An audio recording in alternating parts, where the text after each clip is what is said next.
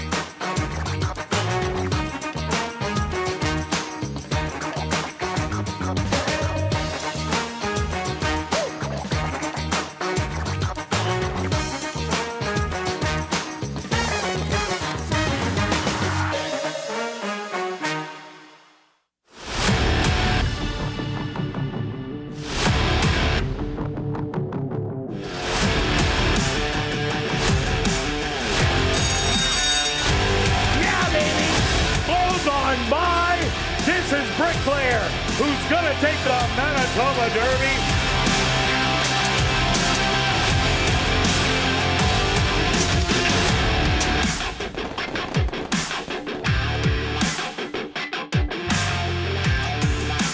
The Manitoba Jockey Club acknowledges that we are on Treaty 1 territory, and the land on which we gather is the traditional territory of the Anishinaabe, Cree, Anisininew, Dakota, Lakota, and Dene peoples, and the national homeland of the Red River Métis.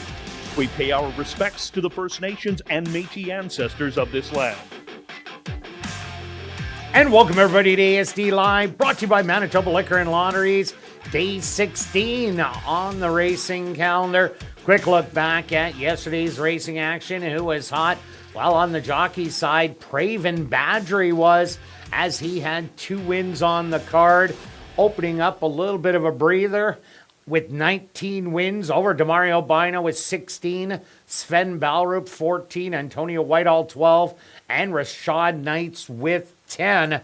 And those 2 wins that Praven Badgery did have were in tight photos in both of the stakes races yesterday. The 3-year-old Golden Boy won by a nose on Medicine Dog over Just Trust Me, and then he won with Judo in the free press for the boys 3 and up over Excel in 2 really exciting races. On the trainer side, Steve Keplin Jr. also had a win last night with Judo in the free press. He's at 15. Michael Nault, Lise Pruitt with 8. Tom Gardepy Jr. and Wendy Anderson with 7. Stretch, what'd you see on the racetrack? Well, you kind of touched base on the stake races. Wow. They were great finishes. The 3-year-old race was from the top of the lane home, basically. As good a stretch battle as you can get. It was just watching. It was so exciting. So if you like that, if you missed it yesterday, watch the replay because you don't get that many unbelievable battles, and you called it just winning by a bit, and then Paven winning, like you said, both by very little margin. So he's on fire right now. I also have to talk about the jockeys this year, on just how impressed I am with them this year, on how many good rides I've seen. You've seen so many jockeys putting their horses in the right spot and setting the horse up for success. And as a bettor, that's all you can ask for. Because, if the horse doesn't get there, well, the horse just wasn't good enough and couldn't get there.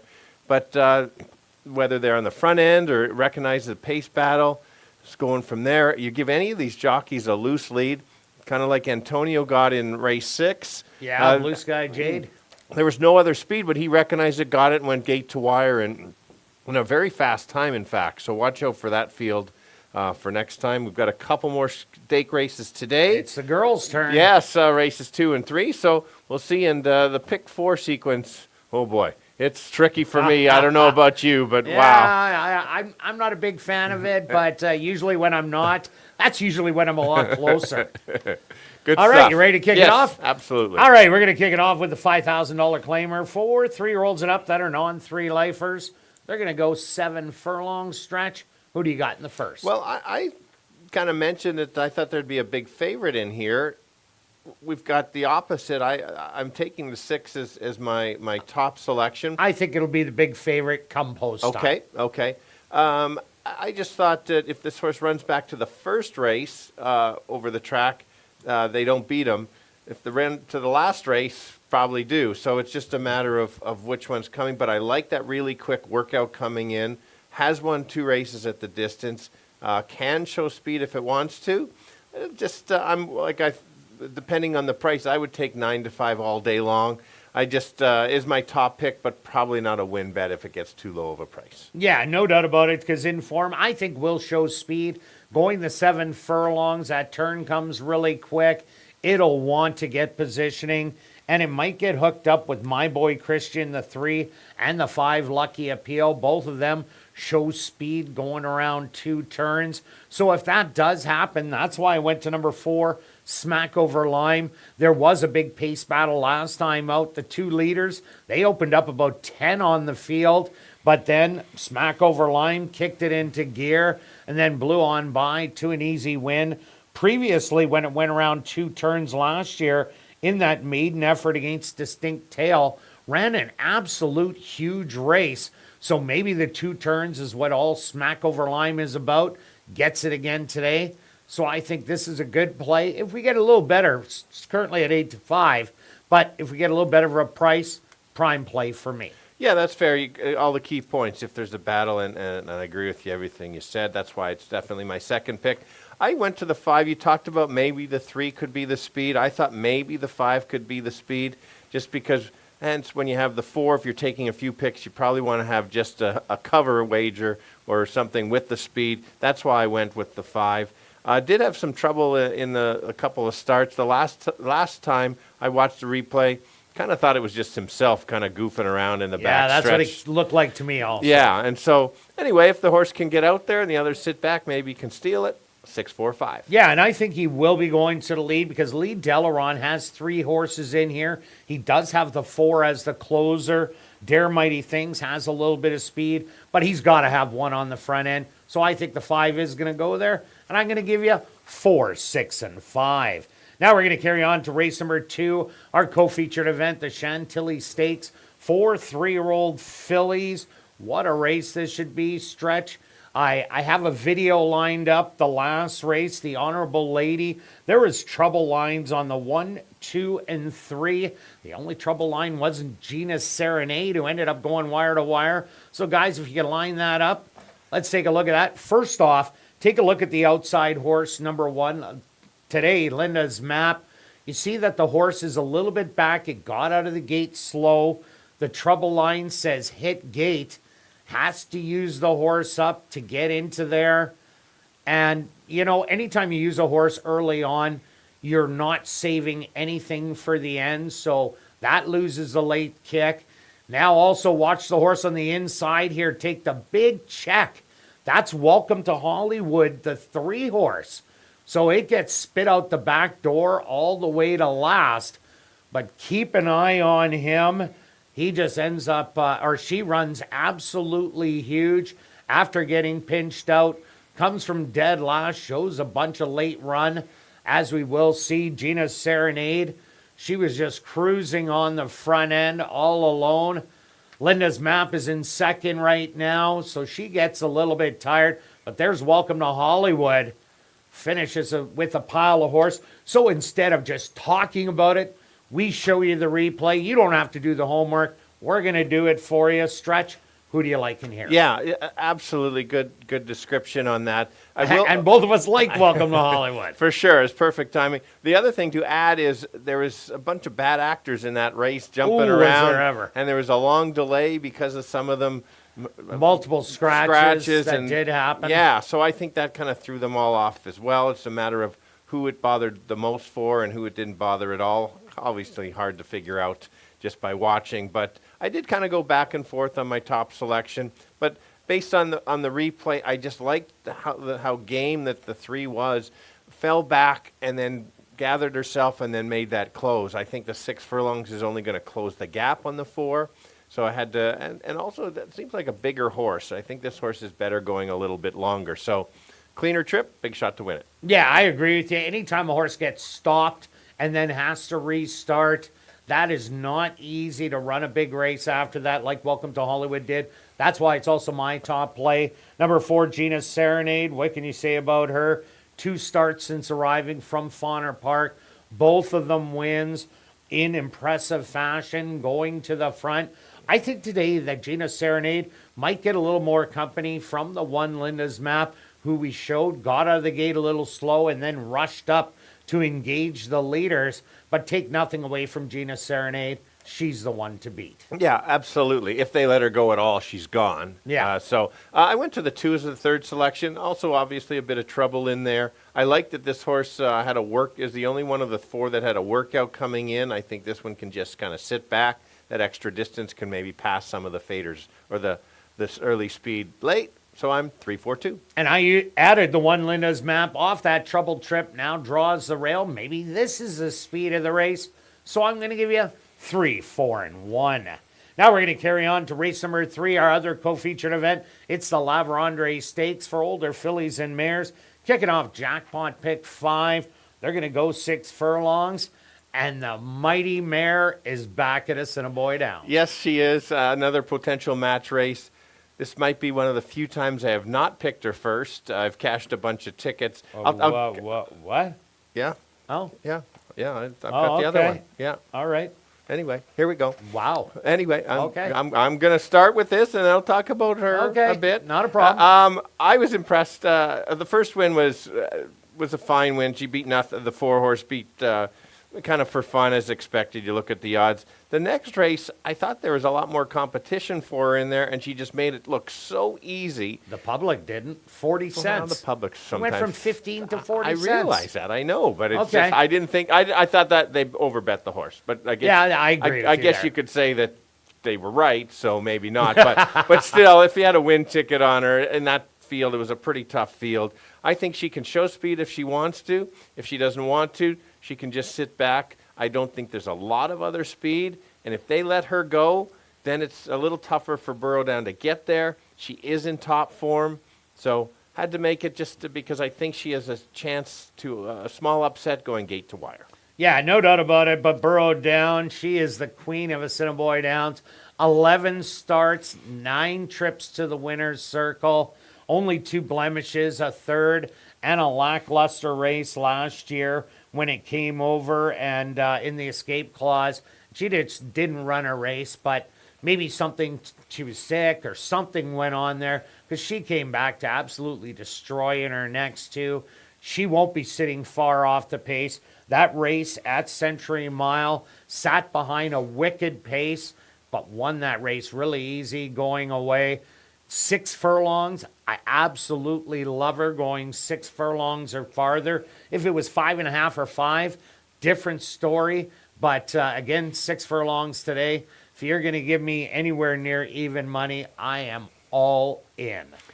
Yeah, no, good point. All in. I actually bet her last time at Century Mile at 15-1 because there was the big duel. So I should go back. That was a drinking day. I mean golfing day. Golfing. Anyway. So I kind of missed that. I knew about it. So there was the all-out, yeah. like you mentioned, the fractions. 15-1. Are you kidding me? With an all-out couple quarter horses in the race. I think that's the only reason. There's nothing against Burrow. You said 9 wins she has? Yeah, only 9 out of 11. I probably bet her 8 times on those wins. 8 of the 9 somewhere. I don't know what I was thinking. Anyway, let's go to the 2 as my 3rd selection. This horse is coming off the layoff. Did win first out last year. Wasn't in a stake race, but this horse does have some talent. Certainly has lots of talent. Will really need to step it up to beat the top 2. I just think that she can run well fresh. But at least she's, I think, best of the rest. 4-6-2. Sorry. Yeah, the other one I used was number 1, Distinctive Deb, moving up big time in here. Ran second in the first level allowance, but it was the last race that she ran, sitting off the pace, and then absolutely blowing past, still had something left in the tank. I think this horse will just absolutely relish our racetrack and go through those conditions, test the big girls. But I'm going to give you 6, 4, and 1. Now we're going to carry on to race number 4, kicking off $50,000 guaranteed pick 4 wagering for this $10,000 claimer for 3-year-olds and up that are non-3 lifers. They're going to go 6 furlong stretch. Wow, Lieutenant Norm, for how many times now? So anyway, How many? how many has she? I don't think I took Norm last time. I may be third for Norm. Last Okay. time. I took the other 2 in the last one. Anyway, I think another third match of the day. I think it's between the 2 of them again. Yes, I know Norm lost. Has your horse, your top selection, has beaten Norm twice. I just think that this horse, that cutback in a tougher condition, maybe sets this horse up a little bit more. Was the favorite in one of those other races. I think if you look at Steve Keplin's angle, he's obviously winning lots of races now, but one of his good angles is the cutback. So I do like that. I think if Norm stalks, might get the jump. Should run much better. It'll be close, but I didn't want to, go against Norm. Yeah, well, Norm did run absolutely huge 2 outs ago, but got the dream trip up the rail where Tiz Lord had to go really wide. Tiz Lord still beat Lieutenant Norm in the photo, but the speed is a 5 and 7 in here. They're going to go battle it out. Tiz Lord, Lieutenant Norm sit together. I've just liked the way the kick on Tiz Lord has been showing the last few outings. I like that they claimed it for 10 on 3. Jammed it right back in for the same price. I think this is the one to beat on top. No, absolutely. I'll talk about the 2 as third choice. I'm looking for a price in here just to complete the try. I like the steady works. Many of those good races put this horse certainly in the mix. Maybe not to win it, but take a look at the third place finish, 3 of 7 thirds. Why not? Maybe might be a Kirt try in this race coming up. 3-6-2. And I will use number 4, Big Walk, as my third selection. Got the job done last time out at big odds, almost 15 to 1 on the board. I like the running style of this horse to sit behind that speed and stalk and pounce. But I think it's running for probably second or third money in here. So that's why I'm giving you 6, 3, and 4. Now we're going to carry on to race number 5, a $4,000 claimer for 3-year-olds and up that are non-winners of the year or non-4 lifers. They're going to go 5.5 furlongs. Scratch number 6, Otani. Stretch, what do you got? I've got slightly different than you did. Yeah, just a little bit different. But we do have the same horses in the pick 4. That's very interesting. All. Yep. So anyway. I think it's a wide open race. You never know how this is going to play out. Absolutely wide open. Horses are coming from different levels and races, so I found it And a couple girls in And a here couple against the girls. boys. I found this so difficult. I am going to go to the 1. It's dropping speed on the rail, an angle that I do like. Neville is very good at getting the horses out, shows the speed early and can handle it. There will be some other pressure for sure, but I think that this one is able to just kind of keep going and maybe hold off the others. Yeah, this will be a much easier spot for big investment. Does not race on Lasix today, draws an inside post, and when it does get a clear lead, tough to catch. I like number 5, Diane's Wish. Was claimed out of the last start, ran against a field of half boys and half girls. Did get beat by Maybella, but kind of got shuffled to the back of the pack and then came with a good late run. And that's what I really like. Praven Badri, he's been absolutely on fire, winning 5 races in the last 2 race days. I expect good positioning out of this one. Last 2 times Praven rode it, only got beat by a head and a half a length. So I'm going to take a shot that the girl is going to beat up on the boys. Okay. And I'm going to take I've got to use the 2 that last race. I'm not totally sure where that came from. But it was huge. Huge wake-up race. Paid over $40. I did not have that horse. You might have had that. Yeah, I had it mixed in there, but I didn't have it on top. Okay. It was an easier group, but, at this time of year, you win one, get the confidence. It was a sharp win, good figures. Couldn't leave that one out. And the other horse is the other mare in here, number 3, Maybella. Did beat number 5, Diane's Wish, but she is just running so good right now. First time out, battled it out on the front end against Just Oppose. who's now won 3 in a row and then came back with only beaten by a nose to Double Time, who has since come back and run a good second and then beat everybody last time out. So I'm just taking the mares because they're on their game right now. All right, and my long shot in the race here is the 7. Watch the replay, of course. This horse was off 2 years, showed some speed early, clearly needed one. I just think this horse is going to have some improvement.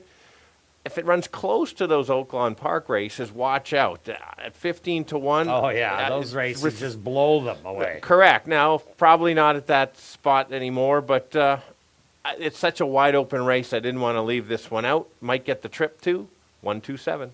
And I'm 5-1-3. Now we're going to carry on to race number 6, a $4,000 claimer for fillies and mares 3 and up that are non-winners of the year or non-4 lifers. They're going to go 7 furlong stretch. I'm loving today that we don't have the same horses. Not even close. Who you got? Well, I said the last race was tricky. I lied. This is even tougher. There's going to be a big favorite in here without a doubt. Number 6, There Stevie is, Wonder Girl. for sure. And I still think it's a wide open race. Yes, that horse could run off and hide and win. I, in fact, had 4 different horses as my top selection, so one of them isn't even in there. That's so tough. It's going back and forth. The tricky part I found was the race shape. I don't really know which one wants the lead or is going to go. What do you think? 1, 2, 3, 4, 5, and 6 have all got the lead at a route of ground at some point in time. The only one that hasn't is the 7 Savage Love. Exactly. So we don't know which ones they could go, sit back. Yeah, for well, sure. exactly. It's going to be break out of the gate, but they're all going to go to try and get positioning, except for the 7. I don't expect it to go to the front. I expect it to try and get down to the rail, let everybody else battle, but it should be interesting who is actually the fastest getting around the turn. Okay. Because somebody's going to get hung out to dry. Somebody is going to. I'm going to go with the 3 based on the races that she's come off the pace. Now, she gets caught in the duel, then that's a different story. I just think this horse could get the right trip, like the last win. Certainly can go back to back. Lukewarm top pick. Yeah, I ended up going to Stevie Wonder Girl just because of that last race. Load Abroad has been an absolute machine at the $5,500 and $7,500 level, winning 3 in a row. And East Coast Cowgirl came out of that race, ended up going against the boys and beat up on them. So that was a real key race for Stevie Wonder Girl to come out of. I think this is well spotted, coming out of 55, dropping it in for 4. And hitting a field like this is so much easier for the 6. Absolutely. It's one of those, if you take that one, then you need a bunch, or you key this one and take a bunch, or depending on the direction. I'm with you. That last race worried me a little. If it runs back, well, we know how many of them don't run back to the Alberta circuit. So Yeah. it's a kind of a bit of a guess. I'll talk about the 2. This horse is battled for the 3,000 against the boys, but against much better. So it says 3,000, but you just look at who's been in there. So I'm not really worried about them moving up in class because those races were a little bit higher. Might be able to grab the lead and keep going if it wants to. So that's why I'm 3-2-6. Yeah, and I added number 7, Savage Love. What an impressive win first time out.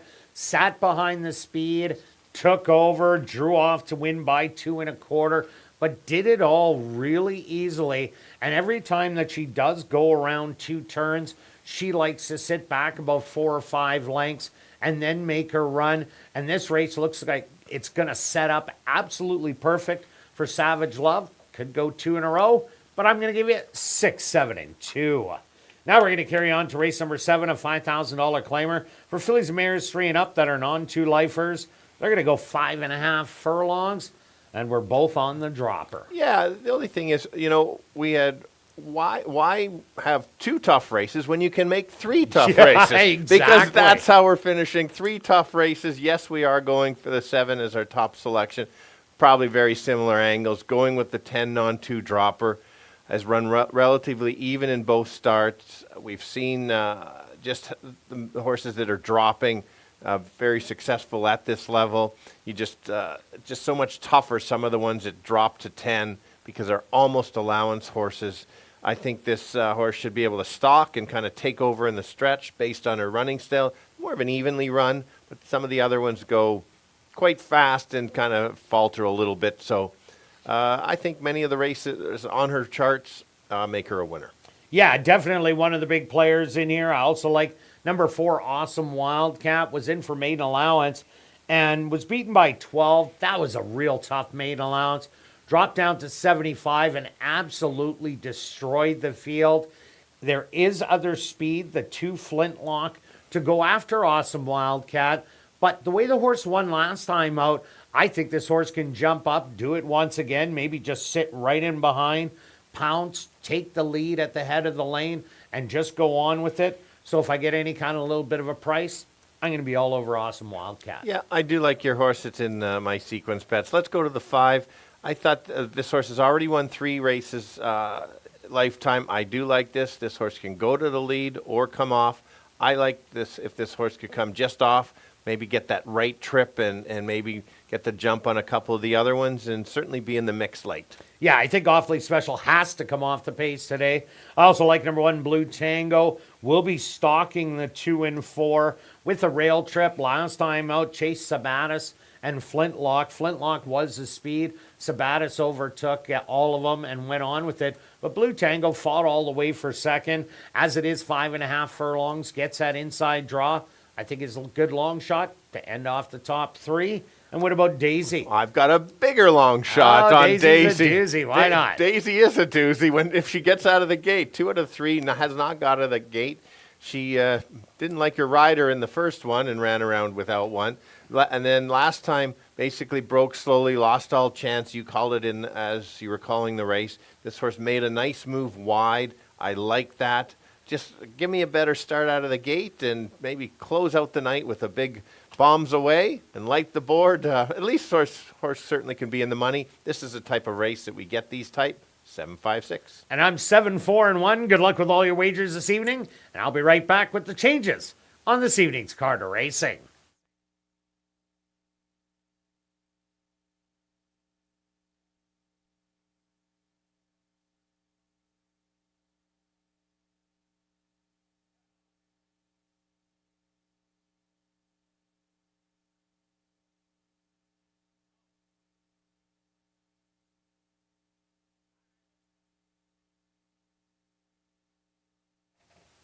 And if everybody could get their pens and programs ready, here are the changes on this evening's 7-race Card of Racing. Turning your programs to race number 1, the Sid Story, who shared the passion for the horses and the winning fashion race. Just the lone overweight.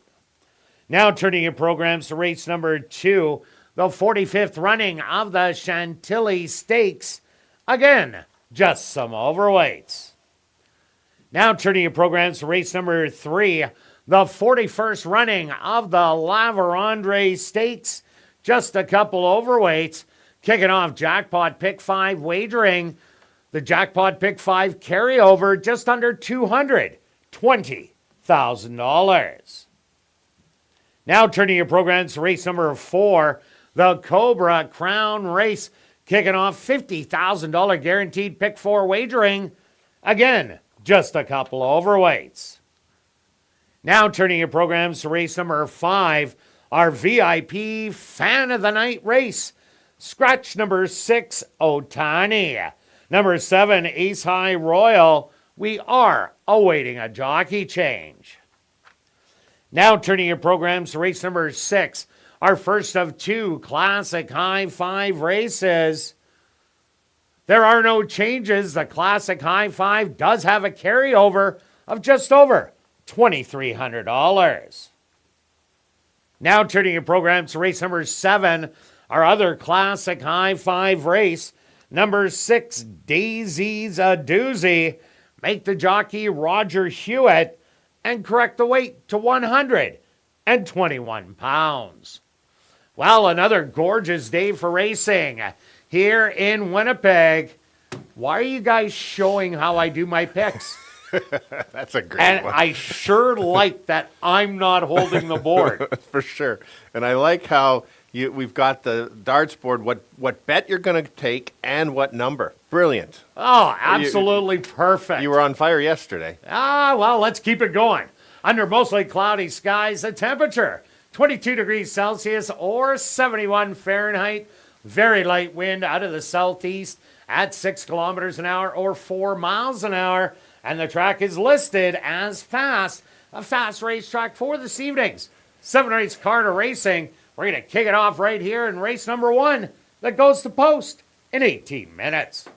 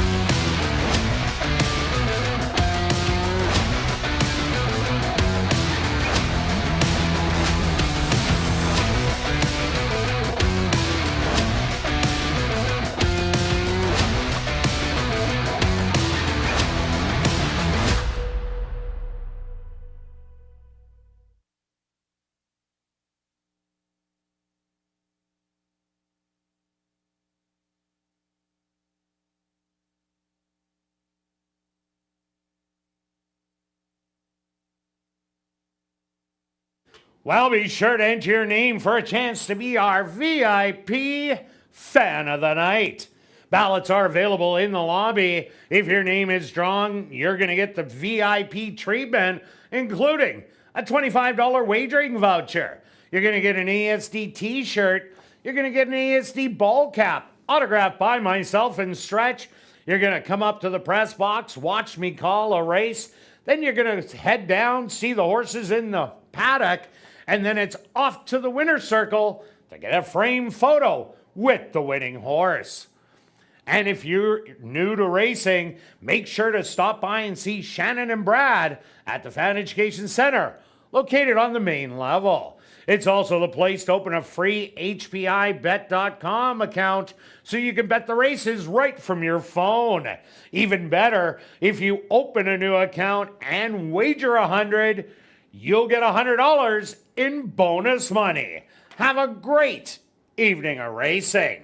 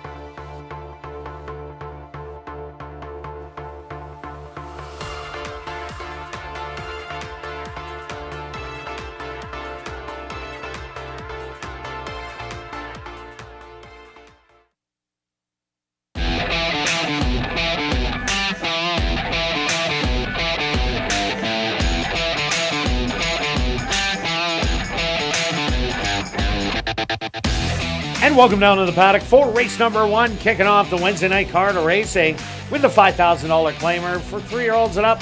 At our non-3 lifers, they're going to go 7 furlong stretch. Who do you like in the opener? Well, we're going to go to the outside. I thought the horse would end up being the favorite. Slowly the money's coming in.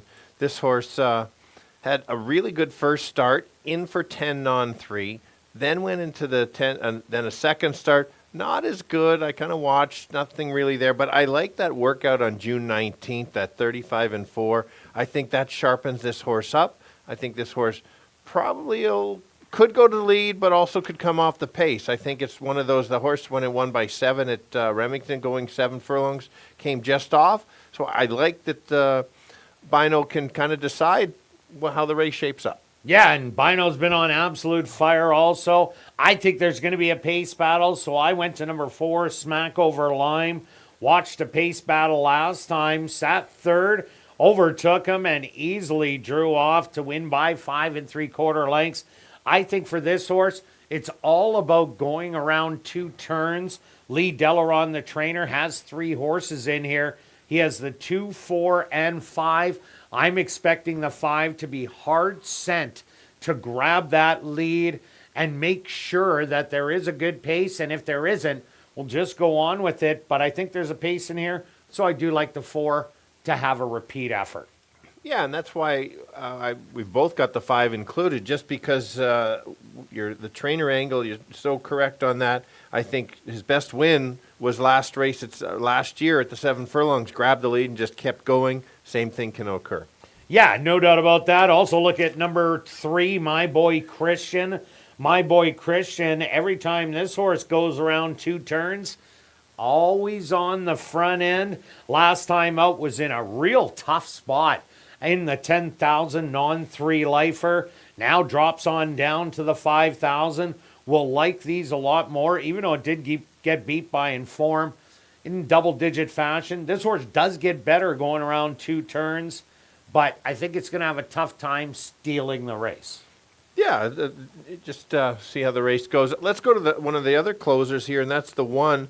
This horse can come off the pace. Dwight Lewis has got the mount. He's going to get that rail and kind of let everything else happen in front. And certainly 9-1 certainly could be in the mix, at least to help you play if you're playing an exactor or a try.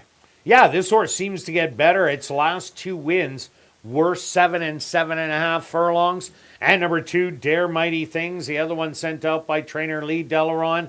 2 starts so far in the restricted 5,000s and really hasn't been able to get it going. But maybe the 2 turns will improve things. But let's go to our wagers here in race number 1 stretch. What do you have? I've got a $5 pick 3 wheel because I have a key. Okay. 4-6 with 3-4 with the 4. Yes. Yes, no burrow down. All right. And I'm just going to go 20 to win on the 4. Make it nice and simple. Show Parlay Wednesday stretch. Ah, this is exciting. All right. Who do you have? I'll take my top selection. All right. Me too. I'm going to take the 4, Smack Over Lime. You get the 6 Inform. Good luck with all your wagers here in race 1. We'll see you back for race 2, the 45th running of the Chantilly Stakes.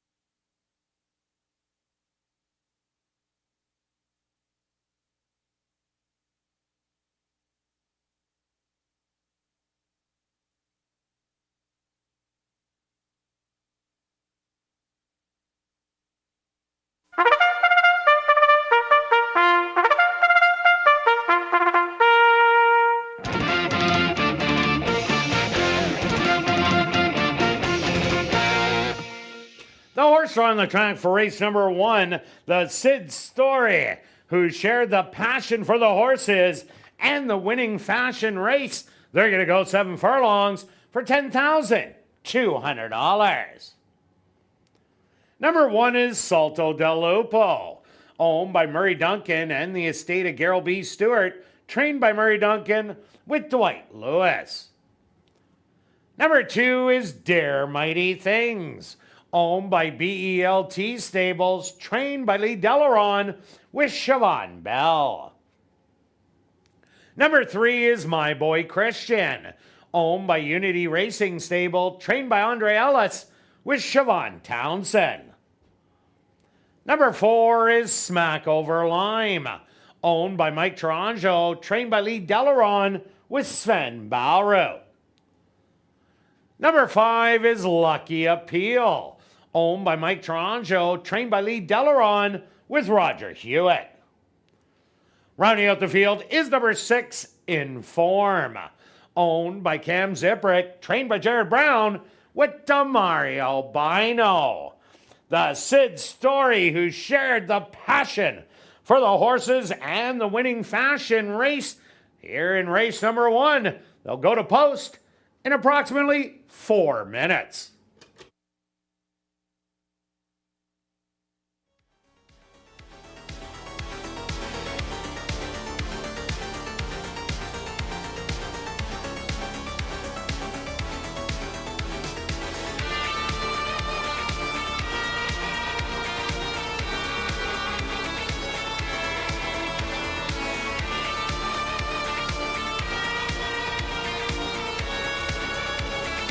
Ladies and gentlemen, turning your programs to race number 5, we have that rider change for you. Number 7, Ace High Royal.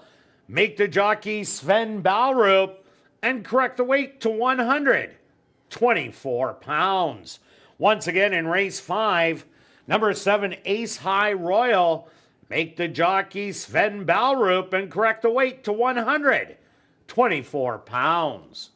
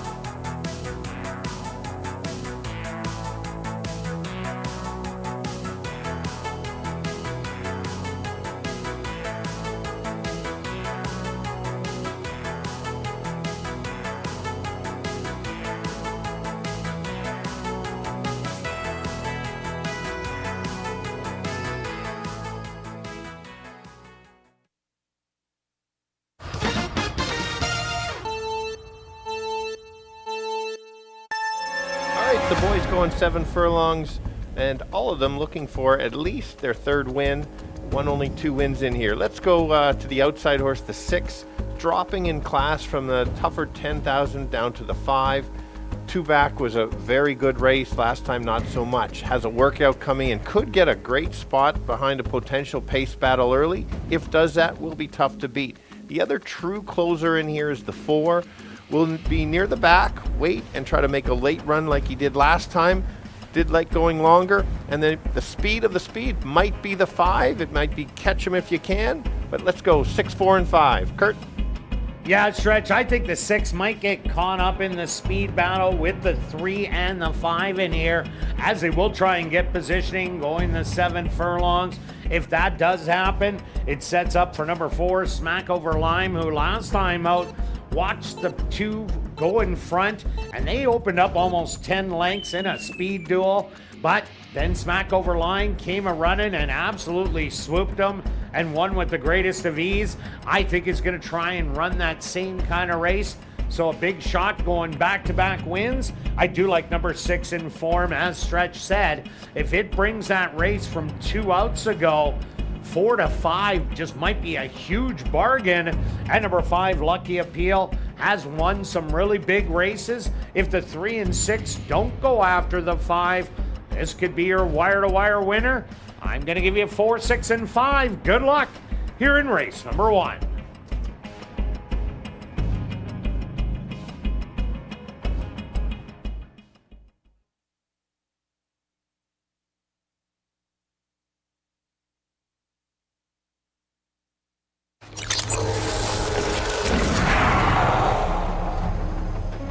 It's now 2 minutes to post time at ASD.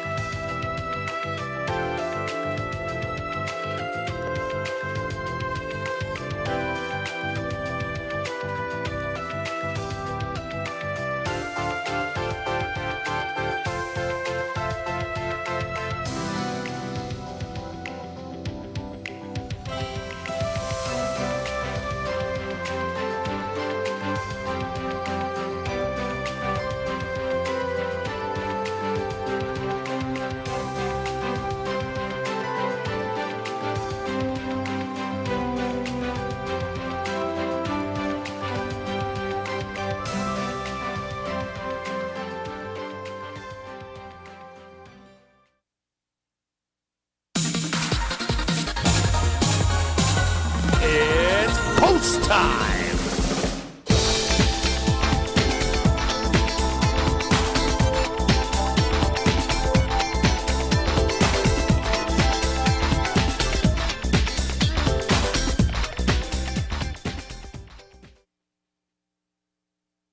Salto del Lupo, the first one into the starting gate.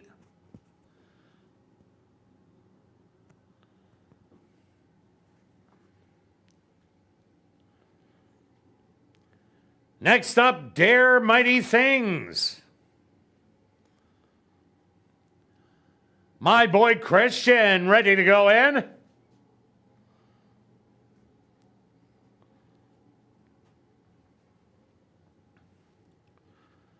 Here comes Smack Over Lime. Just 2 left to load. Lucky Appeal. Dare Mighty Things, fractious in the starting gate. Settle down and Inform, the 3-5 favorite, is now in. My boy Christian, a little fractious. They're at the post. And they're off. Hopping at the start was Lucky Appeal. From the inside, Dare Mighty Things. Hard sent to get the early lead and will open up early by 2 lengths. In between horses, Smack Over Lime. Back in third with My Boy Christian. Now moving up to engage Dare Mighty Things.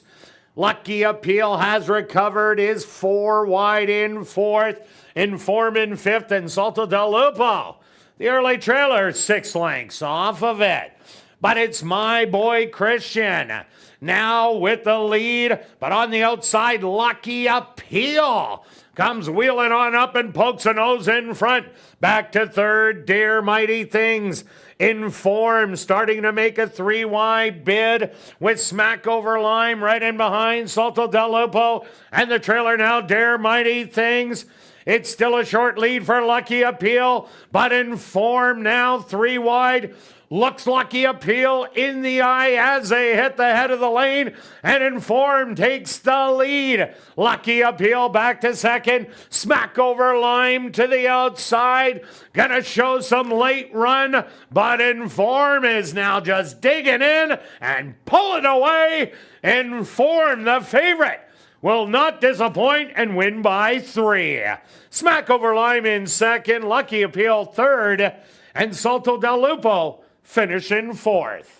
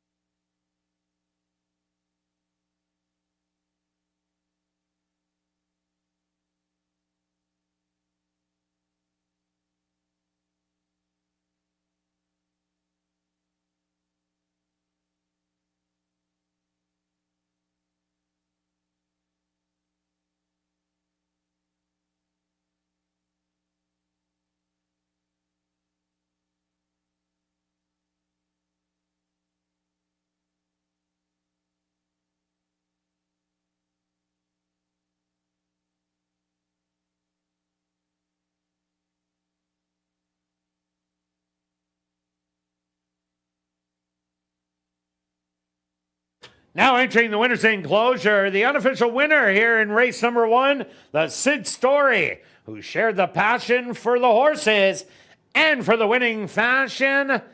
The winner number 6, Inform. Inform is a bay colt, 4 years old, by Candy Ride, out of the mare Summer Solo by Arch, owned by Cam Ziprick, trained by Jared Brown, and ridden to victory by Damario Bino. The stewards have posted number 6, Inform, as your race winner. Second goes to number 4, Smack Over Lime. Third to number 5, Lucky Appeal. And fourth to number 1, Salto del Lupo.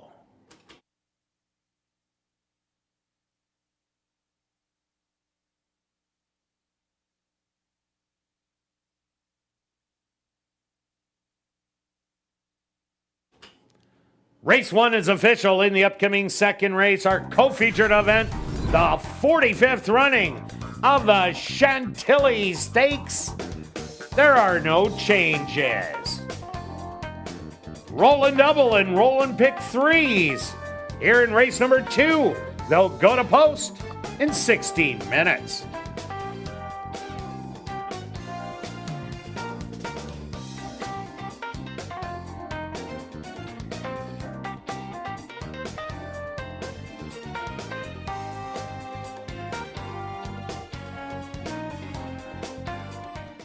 Assiniboia Downs has introduced a new 50-50 draw that will take place each and every race night. Tonight's jackpot is currently at $630 and growing.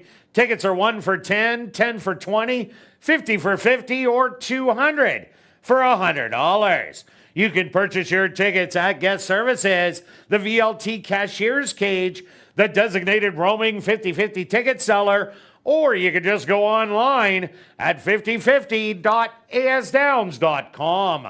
The draw will take place at 10 p.m. tonight, and proceeds do benefit Final Furlong and the Winners Foundation. And please take note that you do not need to be in attendance to win. You can just check our website at asdowns.com for the winning number. Also, don't forget to check out our 140 VLTs in our spacious Club West Gaming Lounge, located on the second level of the grandstand and open daily from 10 a.m. to 1 a.m. And tonight and every race night, we'll be drawing for $500 in cash at 11:30 p.m. during Crazy Hour in the VLT Lounge, and it's absolutely free to enter.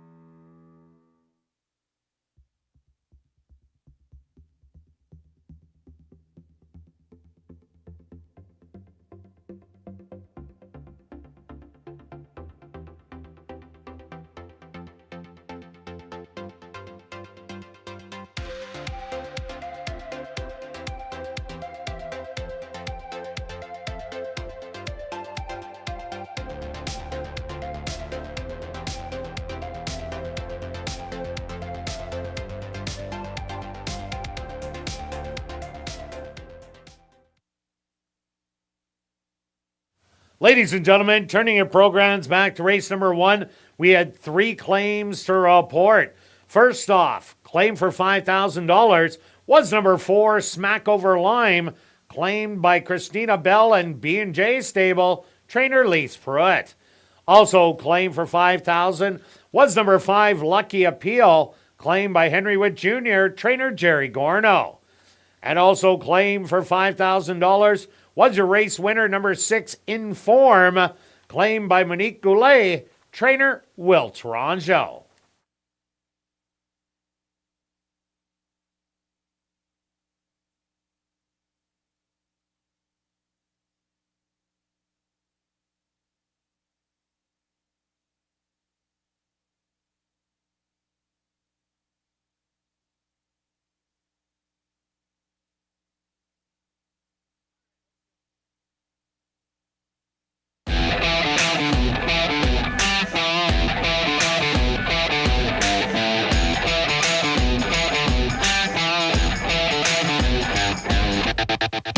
And welcome back down the paddock for race number 2, our co-featured event, the 45th running of the Chantilly Stakes. 4 3-year-old fillies. They're going to go 6 furlongs. Quick look back at race number 1, Stretch. Inform ended up getting the job done at 1-9. Very nice patient ride by Demario Bino. It was a very patient ride for sure. Interesting race. Make note of Lucky Appeal. Broke slow, rushed up, and still ran a nice race. Huge race. Be right there. So, okay, let's. We got our first stake race of the night.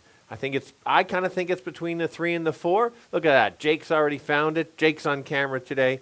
This horse had some trouble. If you watched ASD Live, Kirt showed the replay, and we explained the trouble with 1, 2, and 3 in here. This horse finished with full run, gets the extra full furlong, as you can see. Pretty big horse for a 3-year-old filly. I think the longer is better for her. And I think she's going to sit back. She showed speed last time. Yeah, she was right there after a quarter mile. It was 3 across the track. So it'll be interesting to see the race strategy for sure, or the instructions by Jared Brown on what he's going to tell his jockey. Yeah, also look at the favorite, number 4, Gina's Serenade, 2 for 2 here at Assiniboia Downs since arriving from Fauner Park in Nebraska. Gina's Serenade got the lead at the head of the lane and ended up drawing off by 2. Steve Keplin ended up winning with Judo in the free press yesterday. Praven Badri won both of the stakes yesterday, so he's having a great week, followed up by the hat trick he had on Monday. Gina Serenade has done no wrong. 4-5 on the board, a little bit low, as this will be a little bit of a chess match in here. I think so. She's obviously a runner and looked good doing that. So I went to the third pick in here is the 2. For myself, this horse has a workout coming in. Maybe wasn't completely involved, had a bit of trouble, but I just think based on the distance, this horse has won at 6 furlongs coming from Woodbine, had the race over the track. I like that. I think this horse should improve and probably close a gap on them. Yeah, number 1, Linda's Map. Here's another one that had a poor beginning, rushed up on the outside, battled, and ended up tiring late. Only lost by 2.5 lengths in the end. Draws inside in here. But if she gets out of the gate today, she just might take the lead and be tough to catch, as you do see in these small fields. So it is a competitive second race. Stretch, what are you going to do in here? Well, I would have never done this bet before over the years, but you've convinced me. Maybe try it this way. So a $10 tri wheel, 3-4 with 3-4 with 2. All right, myself, I'm going to go the exactor, a $10 exactor, 3 on top with the 1-4 and show parlay. Stretch. What do you have? Well, I'll just take the 3. All right, I'm going to take the 1. Let's go for maybe 220 in here. Good luck with all your wagers here in race 2, and we'll see you back for race 3 for the 41st running of the Laverandre Stakes.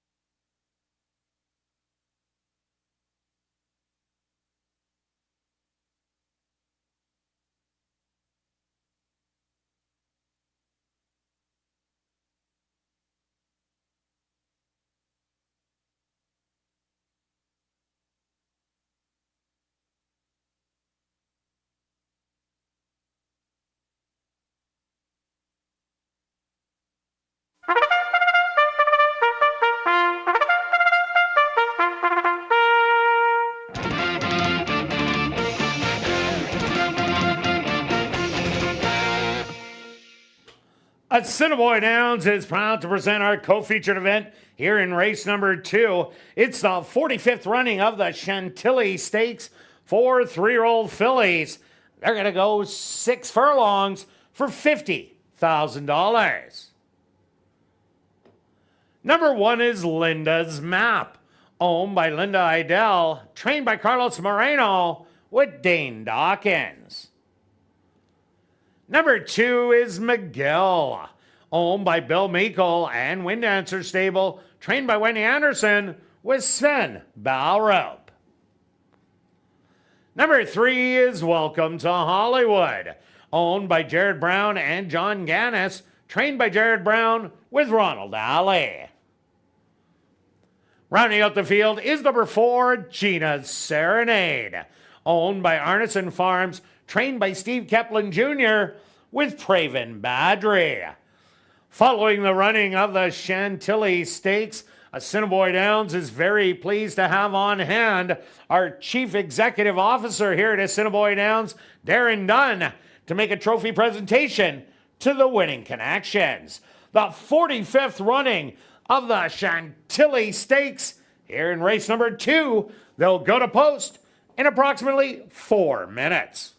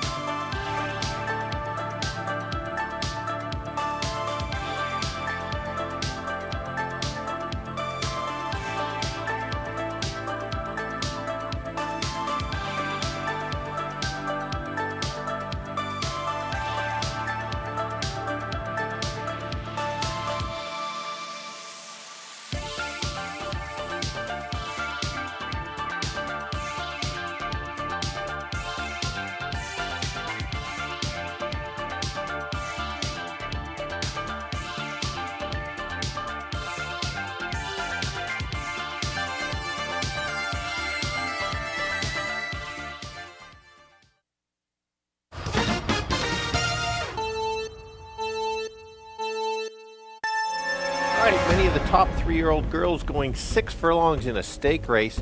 Betting public thinks it's between the 3 and the 4. The 4 did beat the 3, but I'm going to go to the 3 this time. She had some trouble last time, finished with Full of Run, has won 3 races over the last couple years, has had winter training. I think she's ready to go a little bit longer and try to run down the speed. I think the 4, Gina's on the outside, could be the speed of the speed. She may just kind of keep going. She's 3 wins out of 4 starts. Looked good last time. Bit of a price maybe to finish 2nd or 3rd. That'll be the 2. Workout coming in. Couldn't beat the top 2, but I think she's going to improve on her 2nd start. So I'll give you 3, 4, and 2. Kirt? Yeah, Stretch, I'm with you on number 3, Welcome to Hollywood. Got in trouble in the last one. Needed that start as it did have winter racing, but hadn't started since February the 20th. Showed good late run, gets an extra half a furlong. That'll definitely help. Number 4, Gina's Serenade, 2 for 2 here at the Downs. And if this horse does get on the front end, They showed last time out they can battle and draw away. So definitely the big one to beat. But I also like number 1, Linda's Map. The 1 and the 2 got their first starts of the year. That was a great tightener, only losing by a couple lengths to Gina's Serenade, but Linda's Map got left in the gate, rushed up on the outside to engage, and just got a little tired late. So I'm going to throw that one in for third. I'm going to give you 3, 4, and 1. Good luck here in race number 2.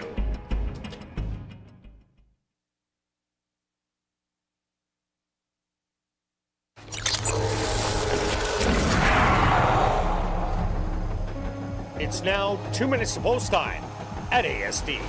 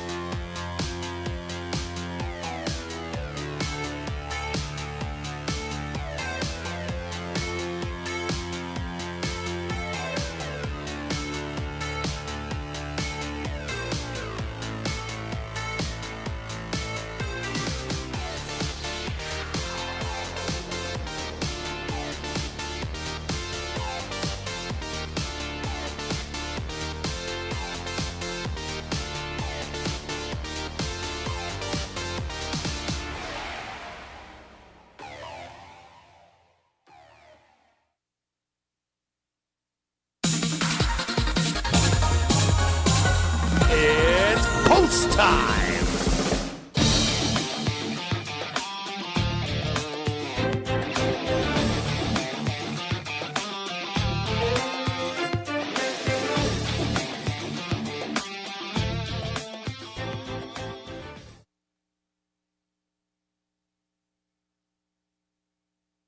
The front gates are open for Linda's Map. Once she is in the starting gate, the front gates will be closed.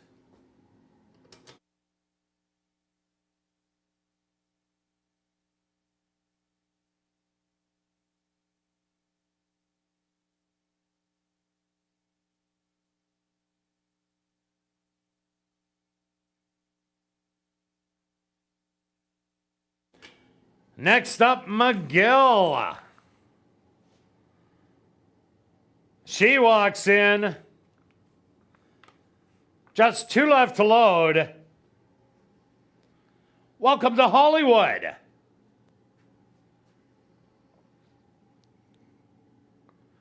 And now just waiting on Gina's Serenade, the current 4-5 favorite. The field is set. They're at the post. And they're off in the 45th running of the Chantilly Stakes. From the inside, Linda's Map. Away alertly in between horses, McGill. 3 wide, Welcome to Hollywood. And Gina's Serenade. 4 of them all across the track, battling for the front end. But it's on the inside, Linda's Map, through an opening quarter of 23 and 2. Welcome to Hollywood. Settled in between horses, Gina's Serenade, right there, 3 wide. And now 3 back to McGill, who will be the early trailer. In the middle, Welcome to Hollywood has that short lead, but on the inside, Linda's Map checks slightly as they hit the head of the lane. They have 46 and 4. Now taking over on the outside, Gina's Serenade. As Welcome to Hollywood takes a late check, but it's Gina Serenade with a 16th of a mile to go. She's going to win the 45th running of the Chantilly Stakes. Welcome to Hollywood in second, Linda's Map in third, and fourth to McGill.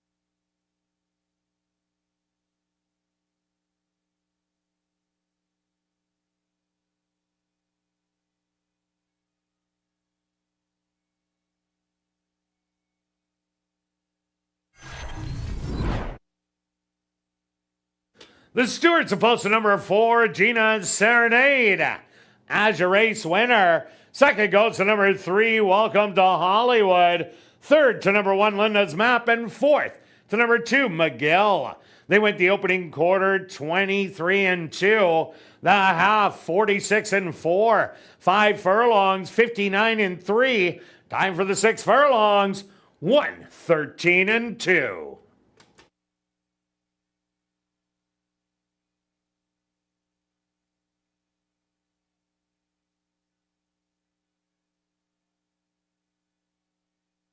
Ladies and gentlemen, please hold all tickets. We have a rider's objection here in race number 2.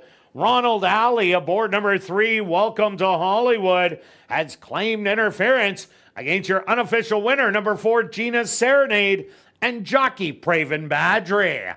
Rider's objection, 3 on 4 in late stretch.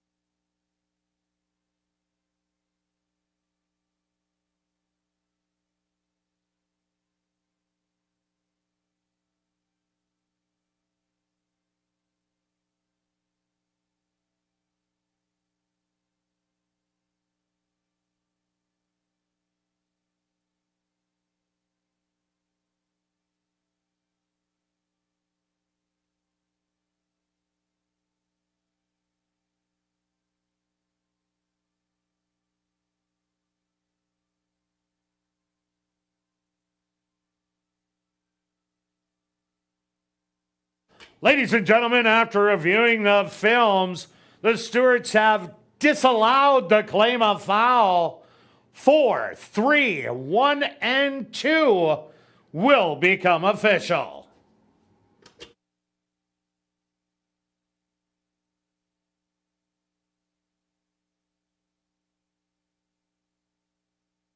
Now entering the winner's enclosure, the official winner of the 45th running of the Chantilly Stakes.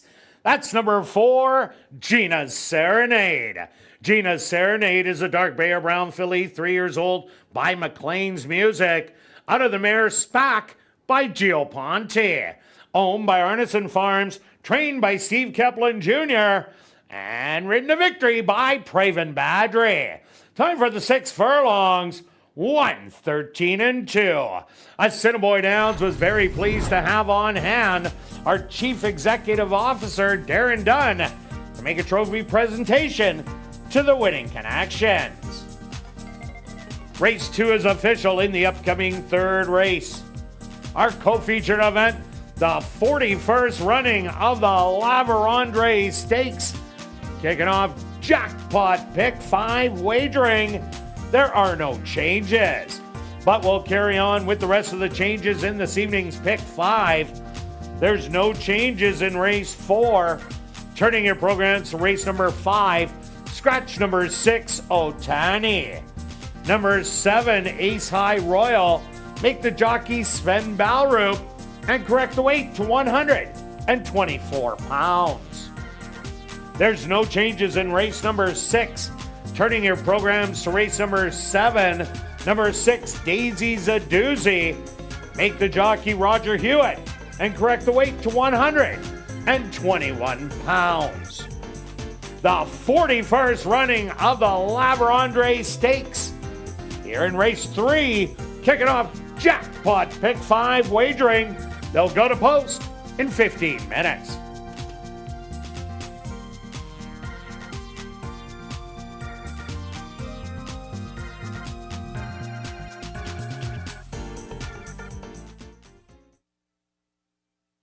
Ladies and gentlemen, directing your attention to the television monitors is the objection tape from race number 2.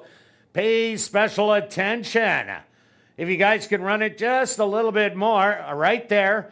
The 2 horses on the left of your screen, on the outside in blue, that is number 4, Gina's Serenade. On the inside in the stripes, number 3, Welcome to Hollywood.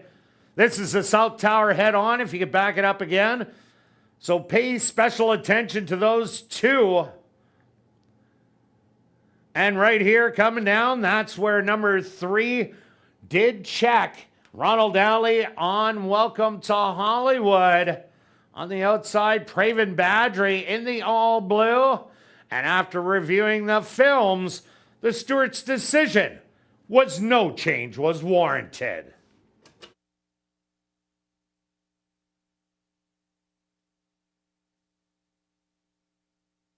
And don't forget to explore the 140 VLTs in our Club West Gaming Lounge, located on the 2nd level of the grandstand and open daily from 10 a.m. to 1 a.m. And remember, our $500 Crazy Hour free cash draw will take place at 11:30 p.m. each and every race night. Also, be sure to join us on Canada Day, Tuesday, July the 1st, for an unforgettable evening. Live racing kicks off at 7:30 with free family fun activities, followed by a spectacular fireworks display presented by Canfire Pyrotechnics. After the fireworks, stick around and enjoy some great music to keep the celebration going. Admission is free for everyone, but please take note, there will be a $10 parking charge after 8 p.m. Celebrate Canada Day with thrilling races and a dazzling show in the sky.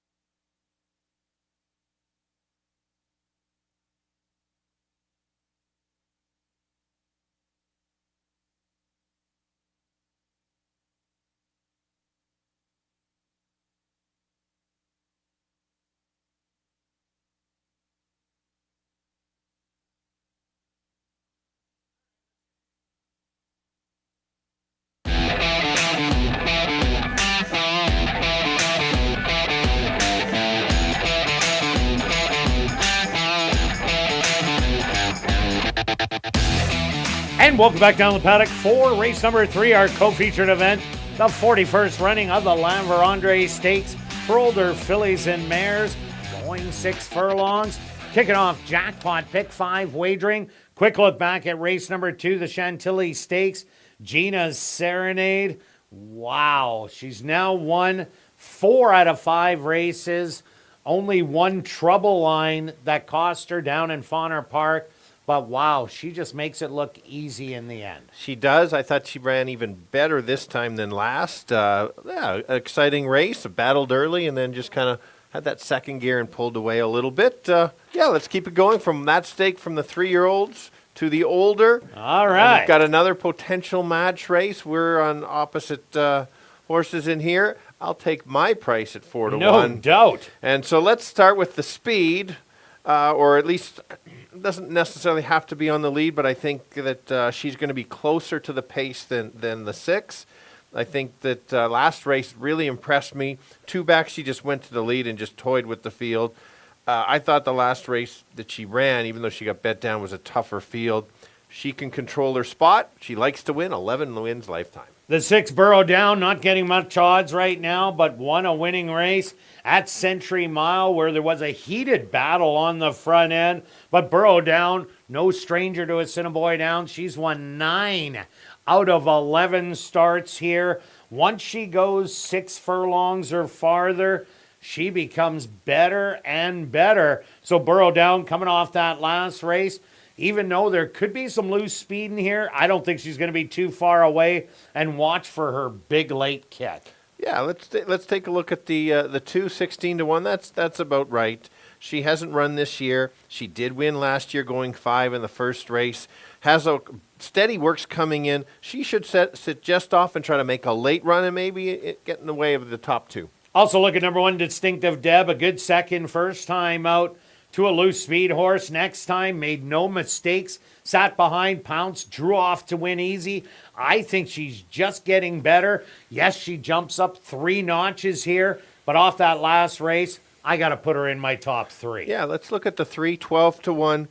Won 6 times last year, had 1 start. A nice even effort. I like that. Workout since. Every reason to improve. She does like to win as well. 6 for 6 at the distance. And the 5 Dynamic Strike tried to make the move against Sophia's Storm, but ended up costing second place as it ran third, beaten 5 1/4. Had that tightener. Should be able to show more in here. All right, Stretch, pick 5 time. What do you have? All right, we're going to see fireworks because it's going to be $250,000 when I win the pool. Oh, okay. All right, here we go. All or nothing in the first leg. 4 with 3 6 with everybody with 2 3 6 7 with 1 4 5 6 7 48. That's not going to be worth $250,000. No, but anyway. it isn't. And I'm just going to take the 6 in here, the 6 in the next race. Then I'm doing a pick 3 on the back. 1 2 3 5 2 6 7 4 5 7. A 20-cent ticket, $7.20. I'm doing $1 for 36. Show parlay, Stretch. Oh, by the way, I got another bet. $12 exactor 4-6. All right. Show parlay on the 4. All right, and I'm on the 6. Good luck with all your wagers here in race 3. See you back for race 4. Kick it off, $50,000 guaranteed. Pick 4 wagering.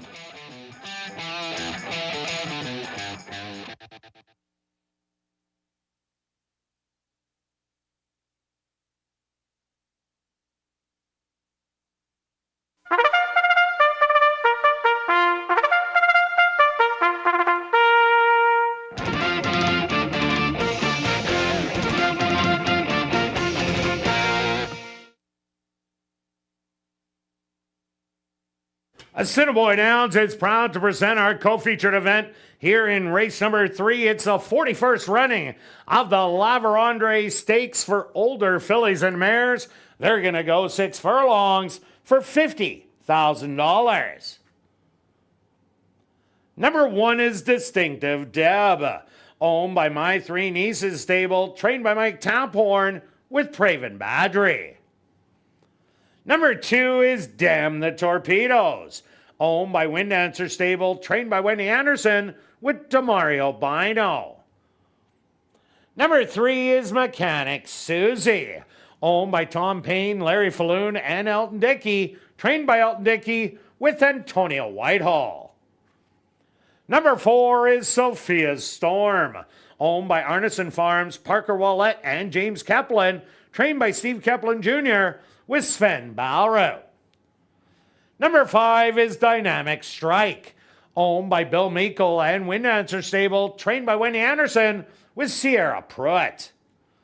Rounding out the field is number 6, Burrow Down, owned by Gerald Babchishin, trained by Mike Taphorn with Ronald Alley. Following the running of the La Vérendrye Stakes, Assiniboia Downs is very pleased to have on hand our chairman of the Manitoba Jockey Club, Dr. Norm Elder, to make a presentation to the winning connections.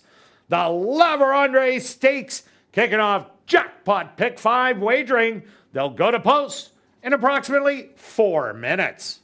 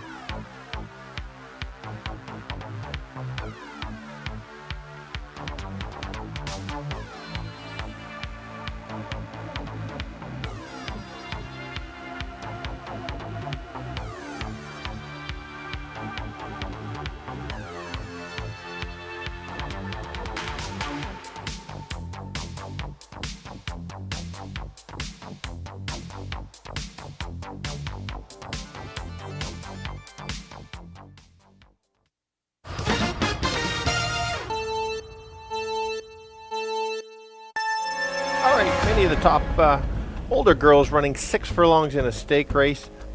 Kind of co-favorites are the 4 and the 6. One's a speed, one's a closer. Let's go with the speed one. That's the 4. She has already won twice this year at the track since coming from Tampa. Made it look so easy. A little tougher competition this time, but if she gets the right trip, certainly could upset the 6. Burrow Down has won 9 races at this racetrack, will sit just off the pace and has a powerful closing kick. But a long shot to complete the 3. That'll be the 2. Hasn't started this year, but the workouts say she's ready to go. It belongs in the stake race, and if one of the top 2 falters, she could move up a little bit more. 4, 6, and 2. Kirt? Yeah, Stretch, I go to number 6, Burrow Down. She's won 9 out of 11 races here at the Downs. Did take advantage of a cutthroat speed duel at Century Mile, but went blowing on by with the greatest of ease. She loves going a route of ground, but 6 furlongs, I wouldn't bet her at any less than 6 furlongs. So I think she's the one to beat. 4 to 5, actually not a bad price. I also like number 4, Sophia's Storm. Steve Keplin Jr., absolutely on fire, winning 2 out of the last 3 stakes races. She's won back-to-back races, both in impressive fashion. Big shot to win. And I like number 1, Distinctive Deb. Has shown a lot more in her second start after losing by a narrow nose to Secret Glenda. Blew the doors off them in a first level allowance, but moves up the ladder in here. But she's running well. I'm going to give you 6, 4, and 1. Good luck here in race number 3.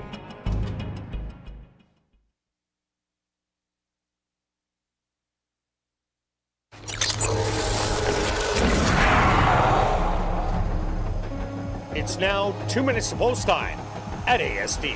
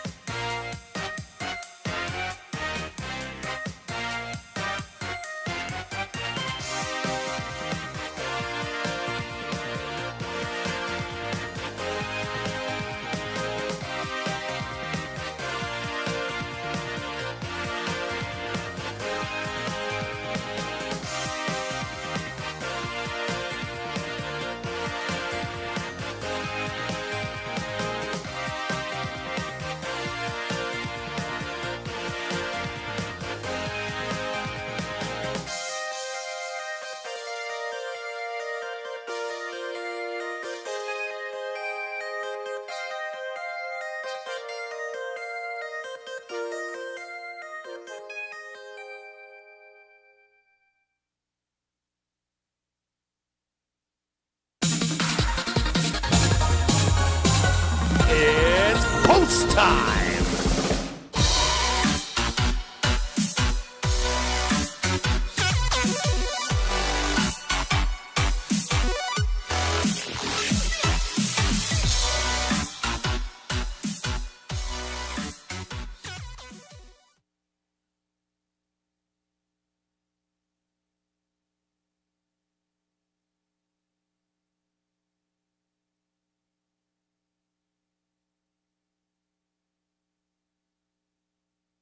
Distinctive Deb leads the fillies and mares into the starting gate.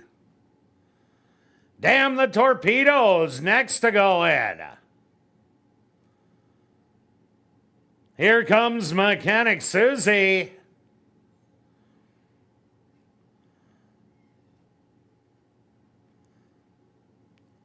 Sophia's Storm walks in. Just 2 left to load. Dynamic Strike. And now just waiting on the 4-5 favorite, Burrow Down. And the field will be set. They're at the post.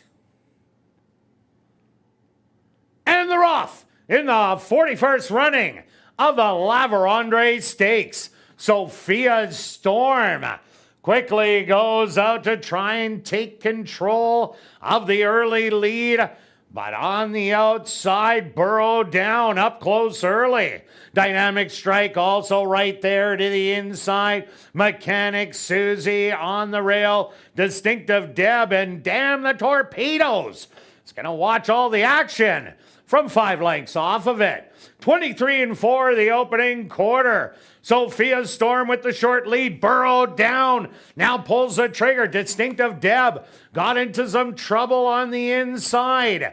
Back in third, Mechanic Susie trying to rally. Damn the Torpedoes. Dynamic Strike and Distinctive Deb. 47.5 mile. And Sophia's Storm with the lead at the head of the lane. Mechanic Susie trying to come up the inside. Burrow Down is going to have to show more. But Sophia's Storm, a 1/16 of a mile to go. Burrow Down one last try, but running out of ground. Sophia's Storm takes the 41st running of the Lavarandre Stakes. Burrow Down is second best. Third's going to go to Mechanic Susie. And fourth to Dynamic Strike.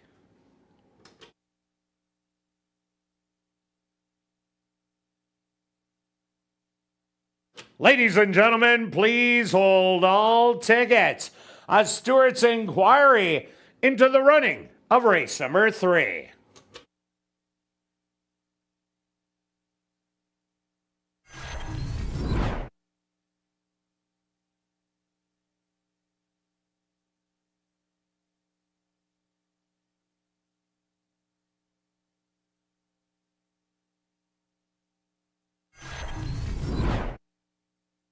The Stewart's opposed to number 4, Sophia's Storm, as a race winner. Second goes to number 6, Burrow Down.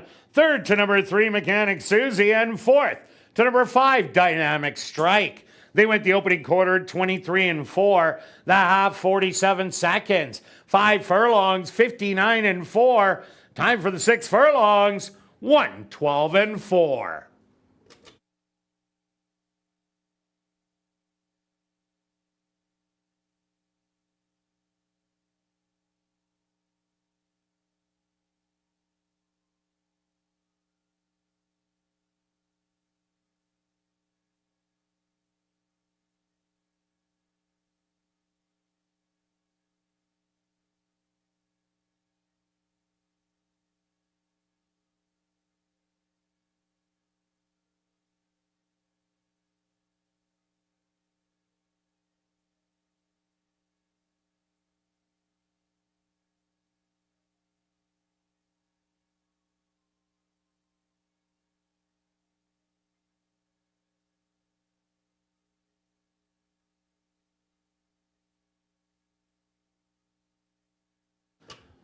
Ladies and gentlemen, we have multiple riders' objections here in race number 3.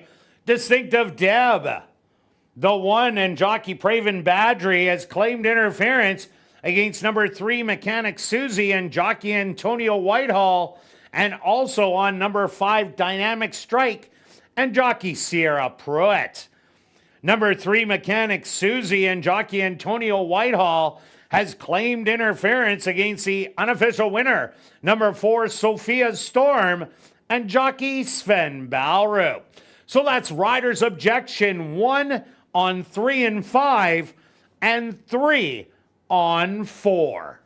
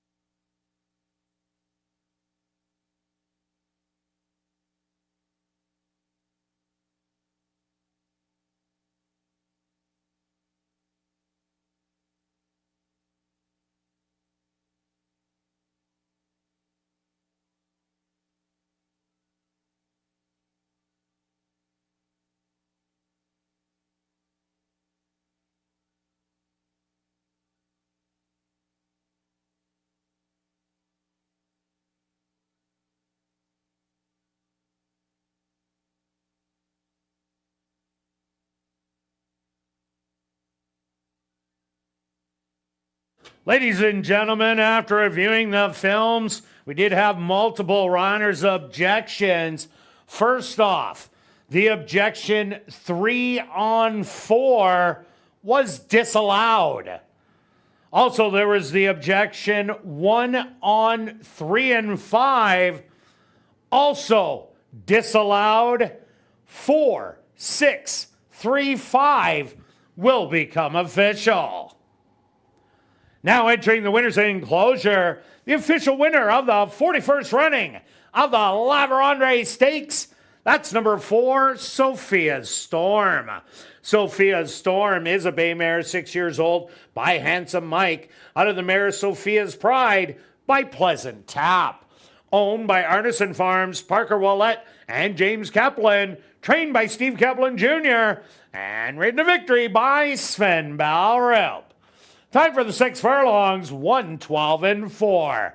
Assiniboia Downs is very pleased to have on hand our chairman of the Manitoba Jockey Club, Dr. Norm Elder, who made a presentation to the winning connections.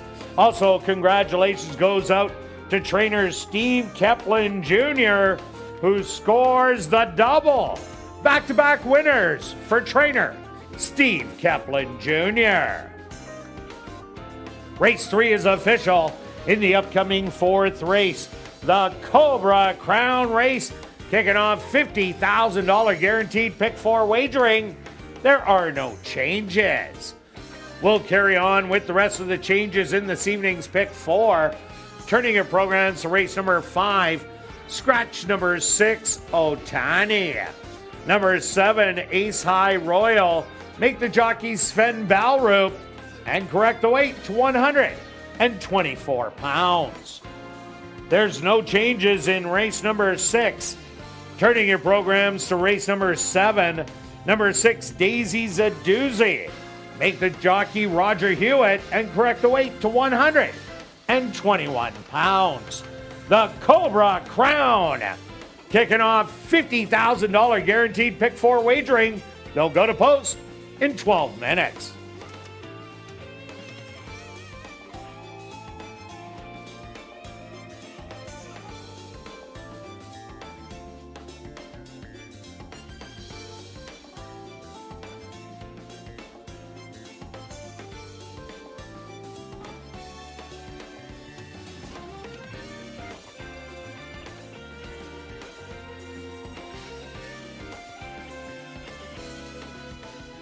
Ladies and gentlemen, directing your attention to the television monitors is the objection tape from race number 3. Pay special attention. On the rail to your right, this is the North Tower head-on shot. That's number 1, Distinctive Deb, who claimed interference against in blue. Number 3, Mechanic Susie. As you do see, that number 1, Distinctive Deb, was forced to check in there, but after reviewing the films, no change was warranted.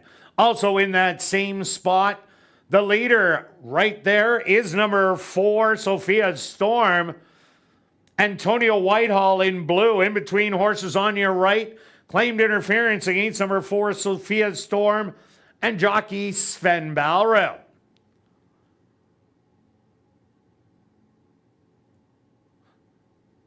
And then right here, the jockey's objection, 1 on 5. Praven Badri aboard the 1, Distinctive Deb again was forced to take hold.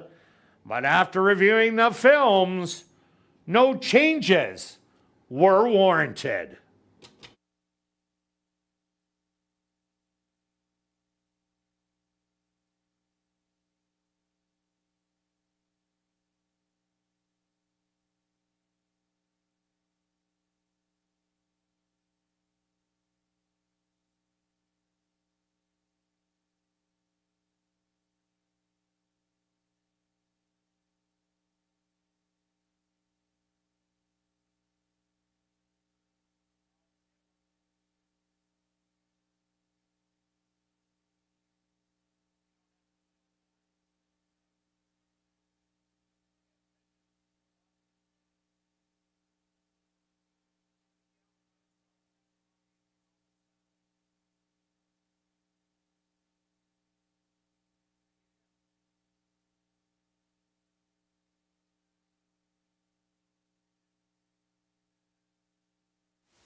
And ladies and gentlemen, we've drawn our VIP Fan of the Night.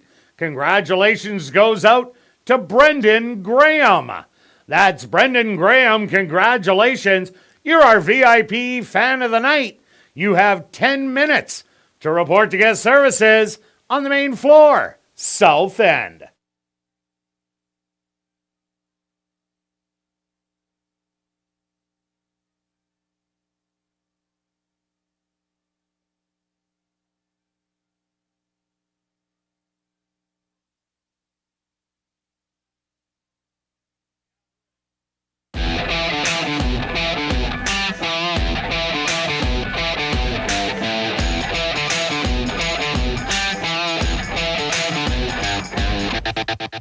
And welcome back down the paddock for race number 4, kicking off $50,000 guaranteed pick 4 wagering with a $10,000 claimer for 3-year-olds and up that are non-3 lifers. They're going to go 6 furlongs. Quick look at race number 3. Well stretched, Sophia's Storm was the loose speed of the race, burrowed down, didn't have that set up the same way, but ran a credible race in there, but Sophia's Storm much the best in the end. Yeah, very good ride by Sven just to recognize the situation. Here we go, kicking off the pick 4. Already a bunch of money in there. We'll fly over the 50,000. Let's go to my top selection here. Norm is going off at 6-1 because there's a lot of early money on the 6. Understandable. Norm has lost to the 6 already a couple times. I like the cutback from a longer distance to a shorter distance. That'll tighten him up, and maybe that'll be the difference at the finish line. Yeah, I ended up going to number 6, Tiz Lord. Back-to-back great races. Got beat by a lot of Verve, who was the favorite who got it done. This horse is running so well. 2 workouts since that race. The same effort, I think, is a winning effort. Let's take a look at a 650-1 shot on the 2. This horse is coming from Remington Park. Didn't show a whole lot this time, but look at the steady works. Look at the races at Remington in 2023. Those races put this horse at least in maybe the 3rd or 4th spot. The 5 and the 7, they're going to be the speed of the race. Expect them to battle it out, but they both have that same running style, so it's going to be tough for them because Lieutenant Norm and Tiz Lord will be sitting right behind them. And the 2 closers in the race would be the 1 and the 4. Similar, Amazon needs a pace battle to get up there. Certainly needs to improve from that last start. And Big Walk won last time. Non-2 moves up to the non-3, so clearly is ready to graduate. All right, let's go to our wagers here in race 4. Pick 4 time stretch. What do you have? All right, 1 pick 4 today. 1 ticket? Yeah, just 1 ticket today. Wow. This is hard to believe, Stretch. Yeah, 3-6 with 2, 3, 6, 7 with 7. I'm going to go 6 with all, with 2, 6, 7, with 4, 7, $36. And your show, we're still going. Oh, yeah, we're still going all right. Yeah, we're getting a buck at a time. I'll go to my top pick on the 4. And I'm taking the 6. Good luck with all your wagers here in race 4. We'll see you back for race 5.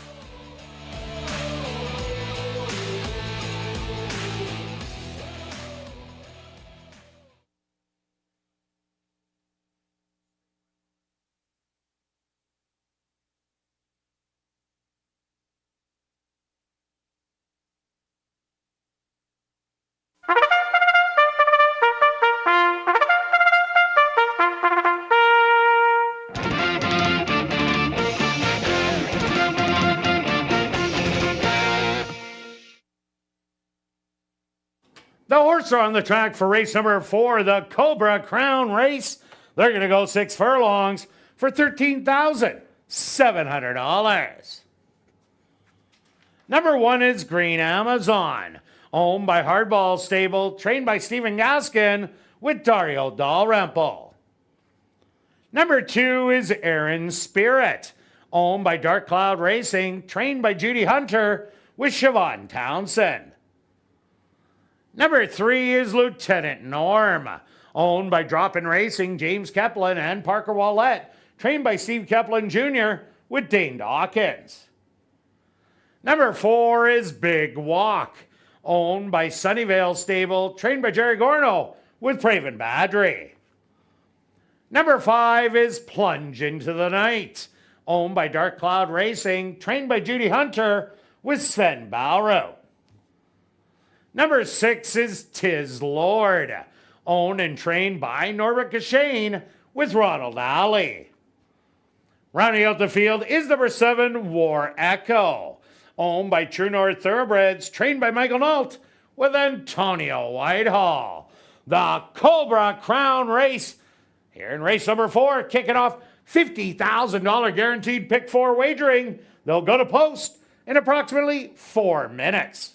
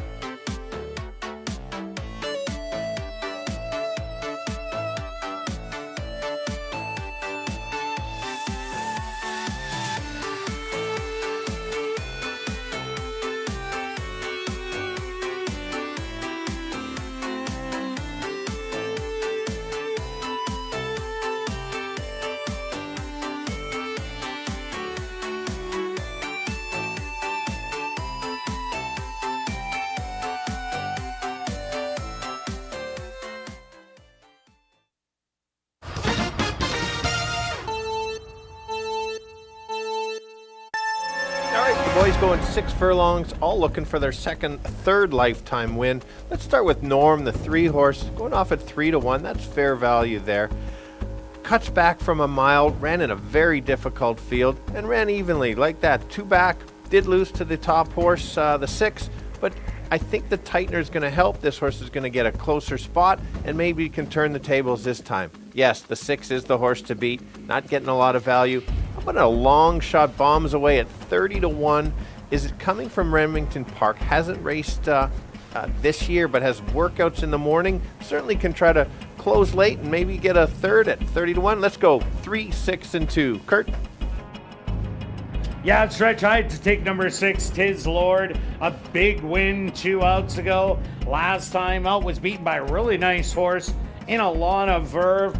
So comes back into the same place where it was claimed last time out. Does have speed to run at. Should be a really nice setup. Lieutenant Norm, Steve Keplin Jr. looking for the natural hat trick. Got a dream trip up the rail last time out and eventually ended up getting caught. Might sit a little closer than the 6. That'll help his chances. And round it out with number 4, Big Walk, who ended up getting the job done at big odds last time out. A duplicate effort. Throws this one in the top 3. I'm going to give you 6, 3, and 4. Good luck here in race number 4.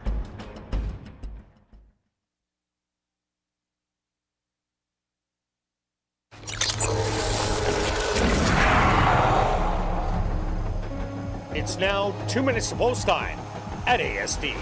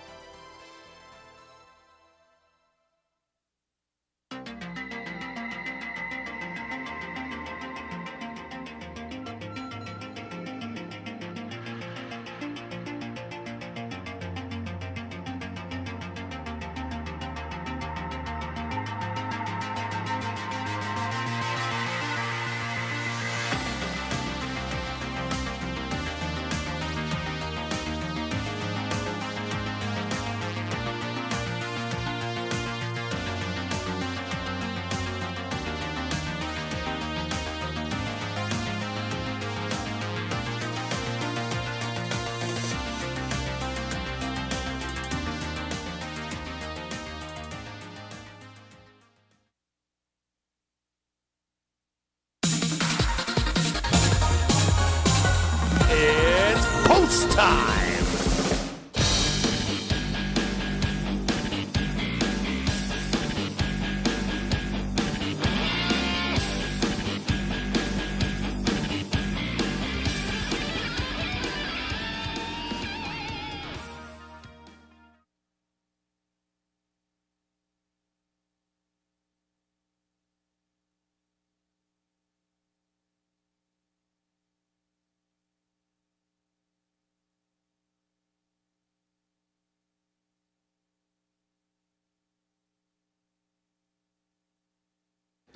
Green Amazon, the first to go into the starting gate. Aaron Spirit also moves in. Here comes Lieutenant Norm. Big Walk, also in the gate. Next up, Plunge Into the Night. Just 2 left to load. The 3 to 5 favorite, Tis Lord. And now just waiting on War Echo to the outside.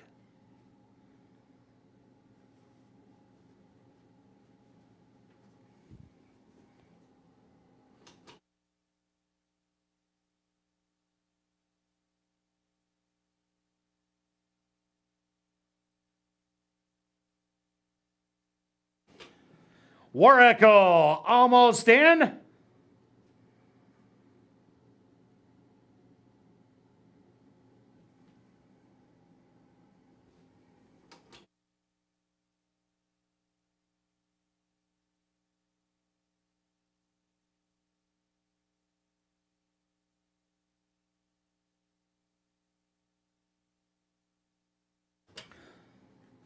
The field is set. They're at the post.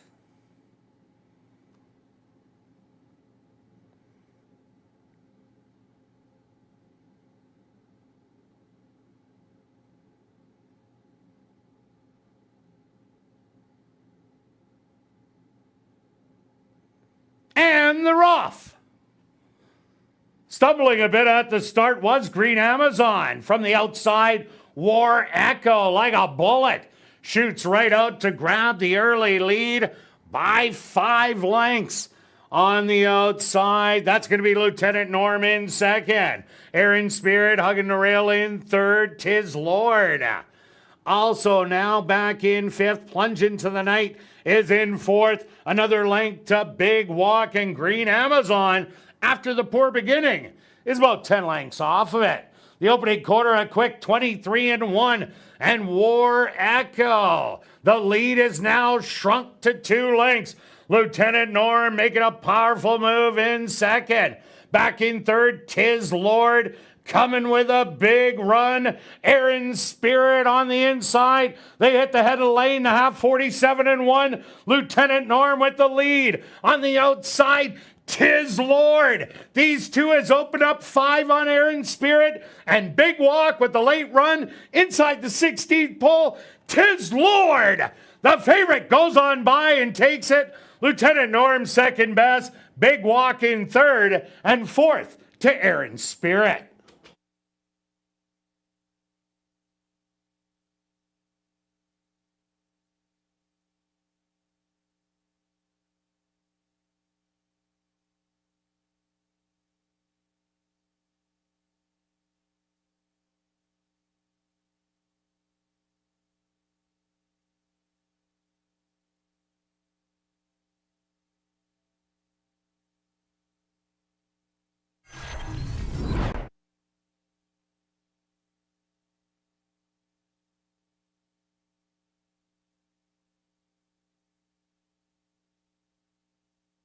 The stewards are post to number 6, Tis Lord, as your race winner. Second goes to number 3, Lieutenant Norm. Third to number 4, Big Walk. And fourth to number 2, Aaron Spirit.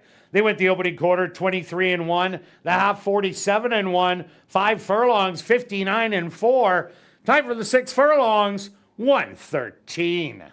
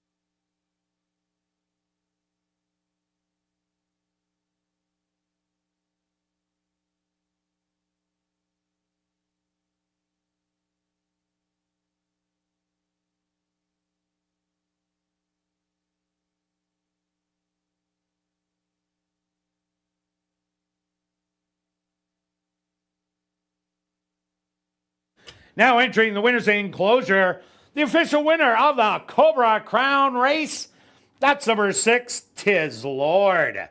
Tis Lord is a dark bear brown gelding, 4 years old, by Lord Nelson. Out of the mare Tough Tis is Less by Tis Now. Owned and trained by Norbert Cashane and ridden to victory by Ronald Alley. Time for the 6 furlongs, 1:13. Race 4 is official. In the upcoming 5th race, our VIP Fan of the Night race, scratch number 6, Otani. Number 7, Ace High Royal. Make the jockey Sven Balrup and correct the weight to 124 pounds. Our VIP Fan of the Night race. Here in race number 5, they'll go to post in 16 minutes.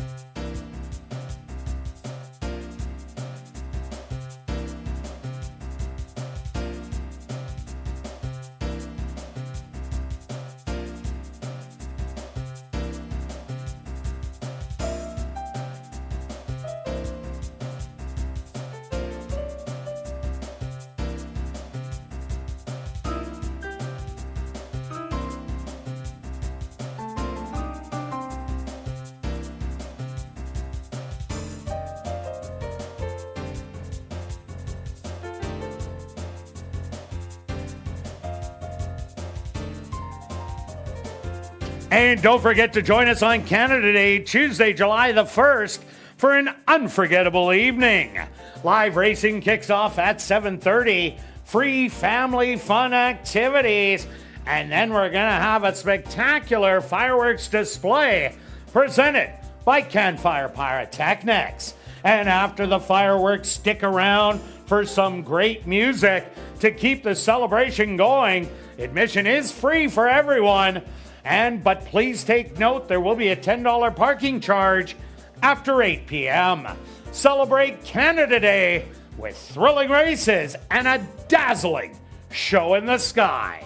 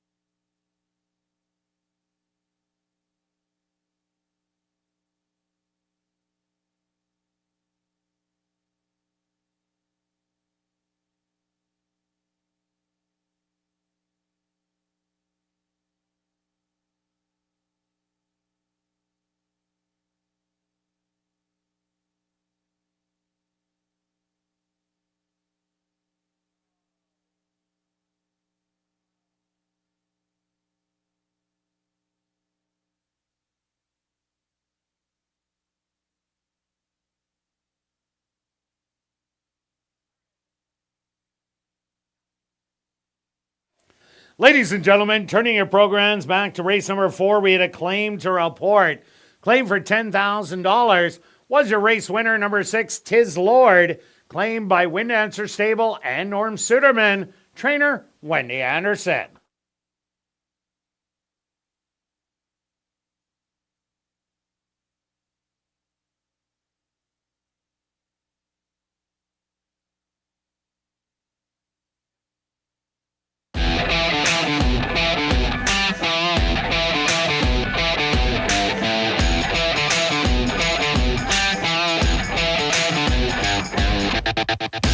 And welcome back down the paddock for race number 5. We have a $4,000 claimer for 3-year-olds and up that are non-winners of the year or non-4 lifers.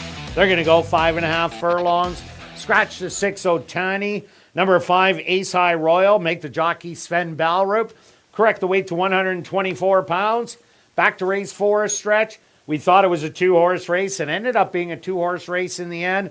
But Tis Lord did what it did the last 2 times. Sit right in behind, let Norm make the move, and then just go on by late. Yeah, it was the gap closed. Norm yeah, did it everything definitely did. Had to kind of go first. But, yeah, it was a good horse race for sure, right down to the wire. We've had a few of those tonight, so let's keep going. Thanks, everybody, jumping in on the pick 458,000 in there.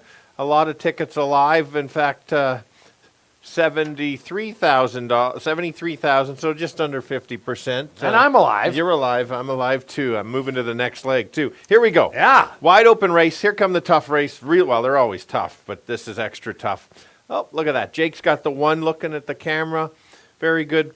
I think this is your dropping speed along the rail. It's an angle I always like to use. That's what I'm getting. Yes, there is some other pressure in here. I just think that maybe we can go, this horse can carry the speed the entire distance. You go back to 5.5. I do like that. If you watched the race last time, you saw something was wrong with the saddle. It looked like Neville wasn't comfortable until they got it fixed. Yeah, it was a little stutter step at the beginning, and so big investment with that big drop. Definitely a big player in here. I also like number 5, Diane's Wish, one of the 2 girls against the boys. Was beaten by number 3, Maybella, last time out. But Diane's Wish kind of got shuffled back to the back of the field and then had to do the overland route to run a gallant second. Would have liked a little bit more ground, but at this 5.5, I think there is a good speed battle that should happen, at least between the 1 and 2. You can even add in the 4. But Diane's Wish now goes to a new barn, gets Praven Badri back on, who's been absolutely on fire. And Praven Badri has won 2 on this horse in the last 10 starts with a couple seconds and a third. So I think a big shot in here. Yeah, let's take a look at the potential other speed. And that's the 2. Suddenly woke up and just grabbed the lead and kept going. Is a horse that sharp that just ended up on the lead? It's hard to say. You're getting. I don't like 8 to 5. I know the morning line is 5 to 2, but a horse like this, 1 big. I'm on the fence if it can repeat it, but if it does, certainly can beat the group. Yeah, no doubt about it. Also look at number 3, Maybella, the other girl against the boys. Maybella has run 3 good races this year. First time out, banged it out on the front end. That wasn't a comfortable position, but the last 2 has rallied from off the pace, lost by a narrow nose to double time, and last time out was able to run them all down. So Maybella, great running style, and will have the first shot at tiring leaders. Yeah, let's go to the outside horse at 6 to 1, taking a little bit of action, 15 to 1 morning line. Had a first start over 2 years, ran evenly. I like the top 2 that were in that race. And so be right there. I think this horse should improve. Good angle for Jennifer Jordan on second off a layoff. And number 4, Prairie Drifter. Good race first time out. Lost by 3/4 last time. Made an early move. Opened up by a couple and ended up tiring. Now has those 2 starts under the belt. Getting great odds today at 7 to 1. But let's go to our wagers here in race 5 stretch. What do you have? I've got 20 place on the 7. Taking a bit of a chance in case there's a battle from there. All right, and I went 50 to place Whoa. on number 5, Diane's Wish. I think I might get about a $4 place price in the end. Show parlay, who do you have? Well, I don't need car change, so we've upped it to 25. This is going to be a first ever show change, stretch change alert. Wow. It's to the 7. It was originally the 1, now it's the 7. All right, and I'm sticking with the 5, Diane's wish. Good luck with all your wagers here in race 5. We'll see you back for race 6. Classic high five wagering with a carryover of just over $2,300.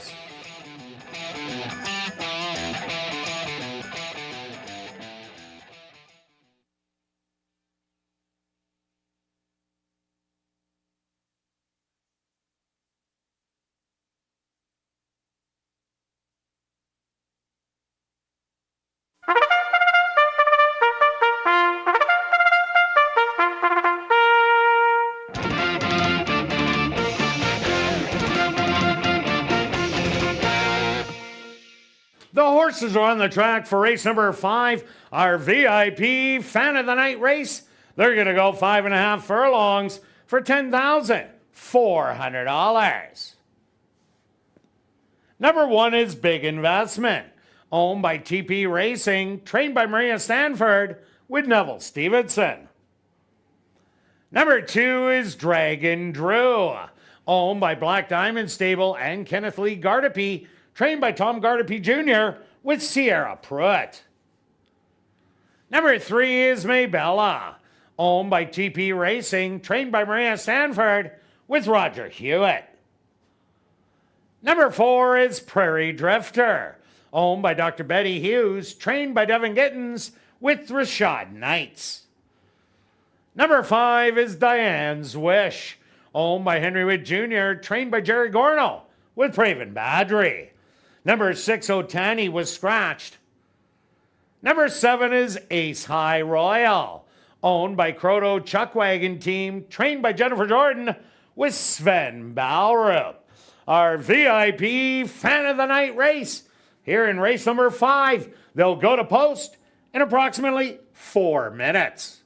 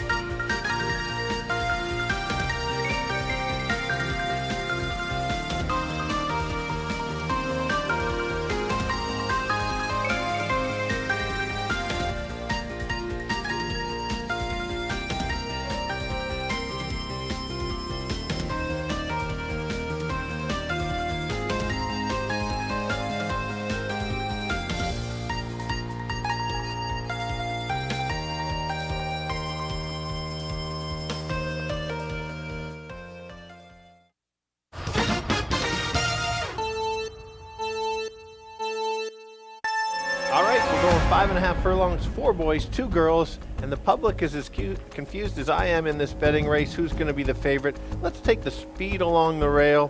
Big Investment has raced tougher in the last few races, has got tired late, is running the 5.5. If able to clear, might just be able to kind of keep going. Will have some other pressure. Who is the other pressure? That's the 2. Big win last time.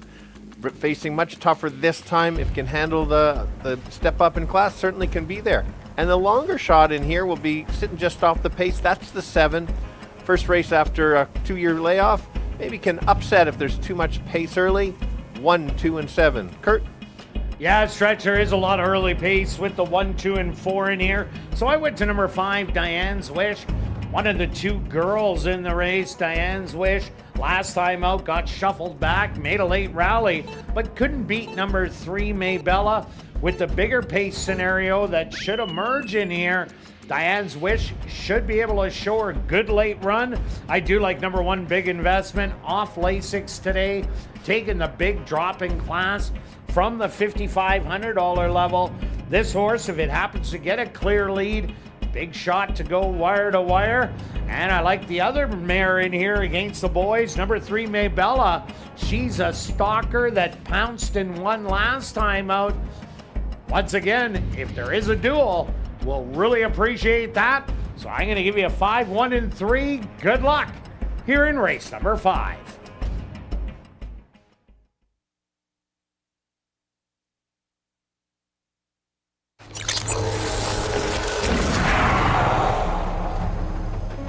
It's now 2 minutes to post time at ASD.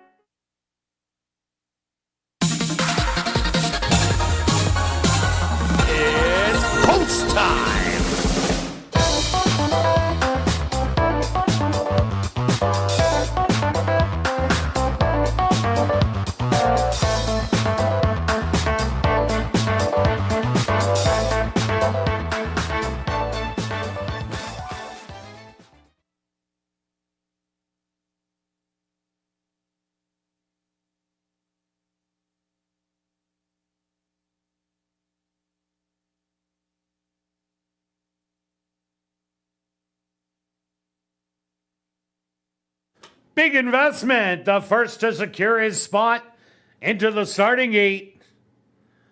Dragon Drew walks right in. Next up, one of the two mares, Maybella. She's ready to go in.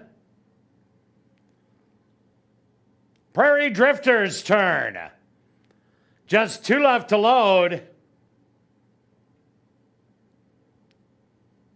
Diane's Wish.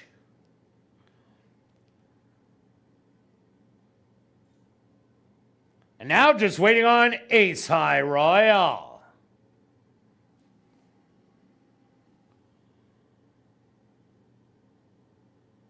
They're all set. They're at the post.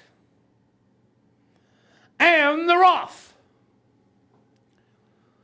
From the inside, Big Investment and Dragon Drew both go out to gun to get the early lead.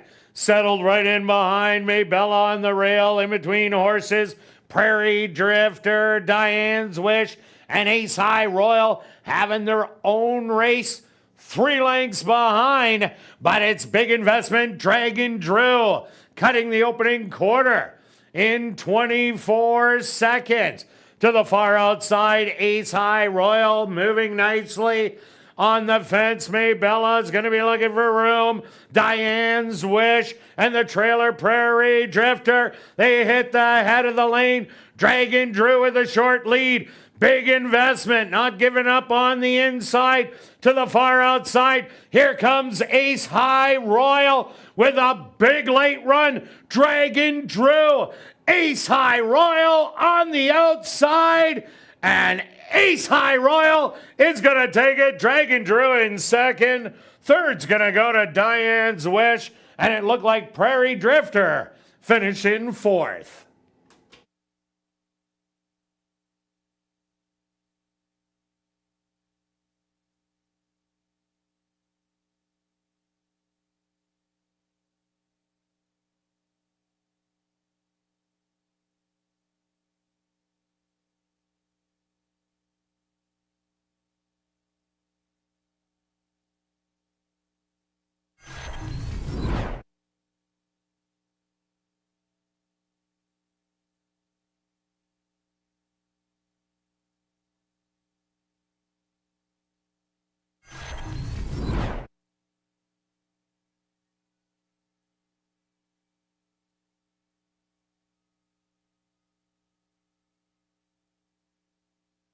The stewards of postal number 7, Ace High Royal. As your race winner, second goes to number 2, Dragon Drew. Third to number 5, Diane's Wish. A photograph has been called to determine the fourth place finisher. They went the opening quarter 24 seconds, the half 47 and 4. 5 furlongs, 101. Time for the 5.5 furlongs, 107 and 4.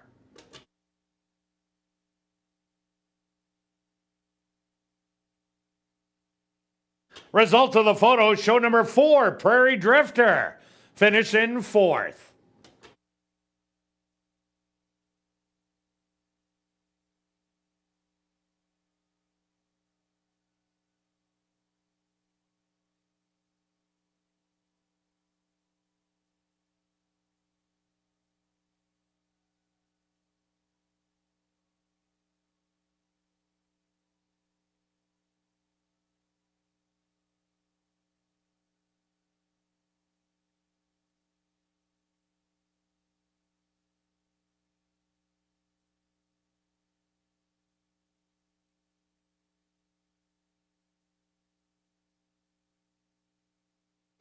Now entering the winner's enclosure, the official winner of our VIP Fan of the Night race, that's number 7, Ace High Royal. Ace High Royal is a dark bay or brown gelding, 6 years old, by Gentleman's Bet. Out of the mare Rexon's Tour by First Tour. Owned by Croto Chuckwagon Team, trained by Jennifer Jordan, and ridden to victory by Sven Balro. Time for the 5.5 furlongs, 107 and 4. Congratulations goes out to jockey Sven Balrup, who scores the double. 2 wins for jockey Sven Bowrow. Race 5 is official in the upcoming 6-race Classic High 5 wagering. There are no changes. There is a carryover in this evening's Classic High 5 of just over $2,300. Post time for race number 6, 16 minutes away.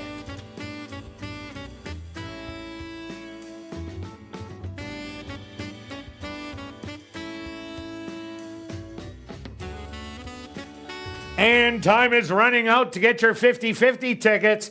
The current jackpot, over $1,550 and still growing. Tickets 1 for 10, 10 for 20, 50 for 50, or 200 for $100. Get your tickets at Guest Services, the VLT Cashier's Cage, the 50-50 Ticket Seller, or at 5050.asdowns.com.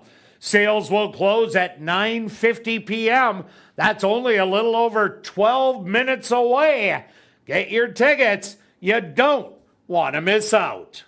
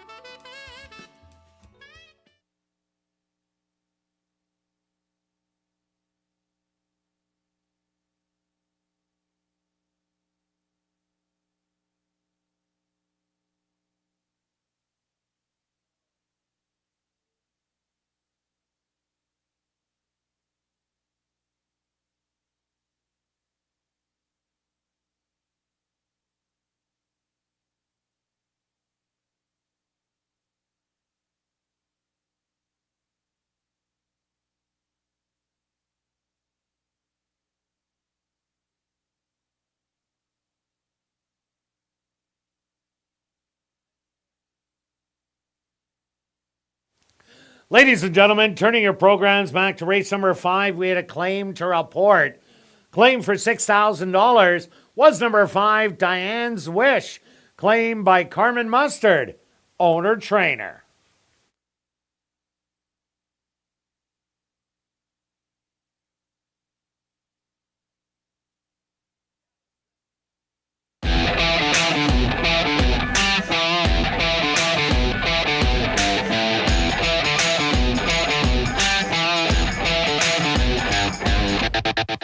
And welcome back down the paddock for race number 6, Classic High Five Wagering for this $4,000 claimer for fillies, mares 3 and up that are non-winners of the year or non-4 lifers.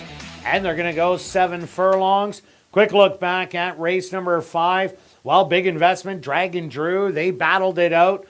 And Ace High Royal sat on the outside in the second wave that were having their own little battle. And ended up being victorious, just getting by at the end. Yeah, that showed needed the tightener, and then a nice ride by Sven to take over late. Good race. The 2 did put away all the speed, so watch out if less speed would have probably got there. Oh, for sure. Okay, on to race number 6, Stretch. What do you have? All right, we're going 2 turns, 7 furlongs. I'm going to start with the 3. This horse won last time out at a lower level. But that's okay. Liked how she did that, stalked and kind of took over. Look back at the Sam Houston races. Going 2 turns is not a problem for her. I think she can get a nice positioning, and even a slight improvement puts her right there. Yeah, I went to number 6, Stevie Wonder Girl, taking a big drop from 5,500. Ran 4th last time out. Only lost by a half a length for 3rd, but the top 2, Load Abroad, came back to win for 7,500. East Coast Cowgirl came back to win against the boys. So that was a key race. Drops into this 4,000 non-winner level. Stevie Wonder Girl, if she runs her race, definitely she's the one to beat. Yeah, let's take a look at the 2.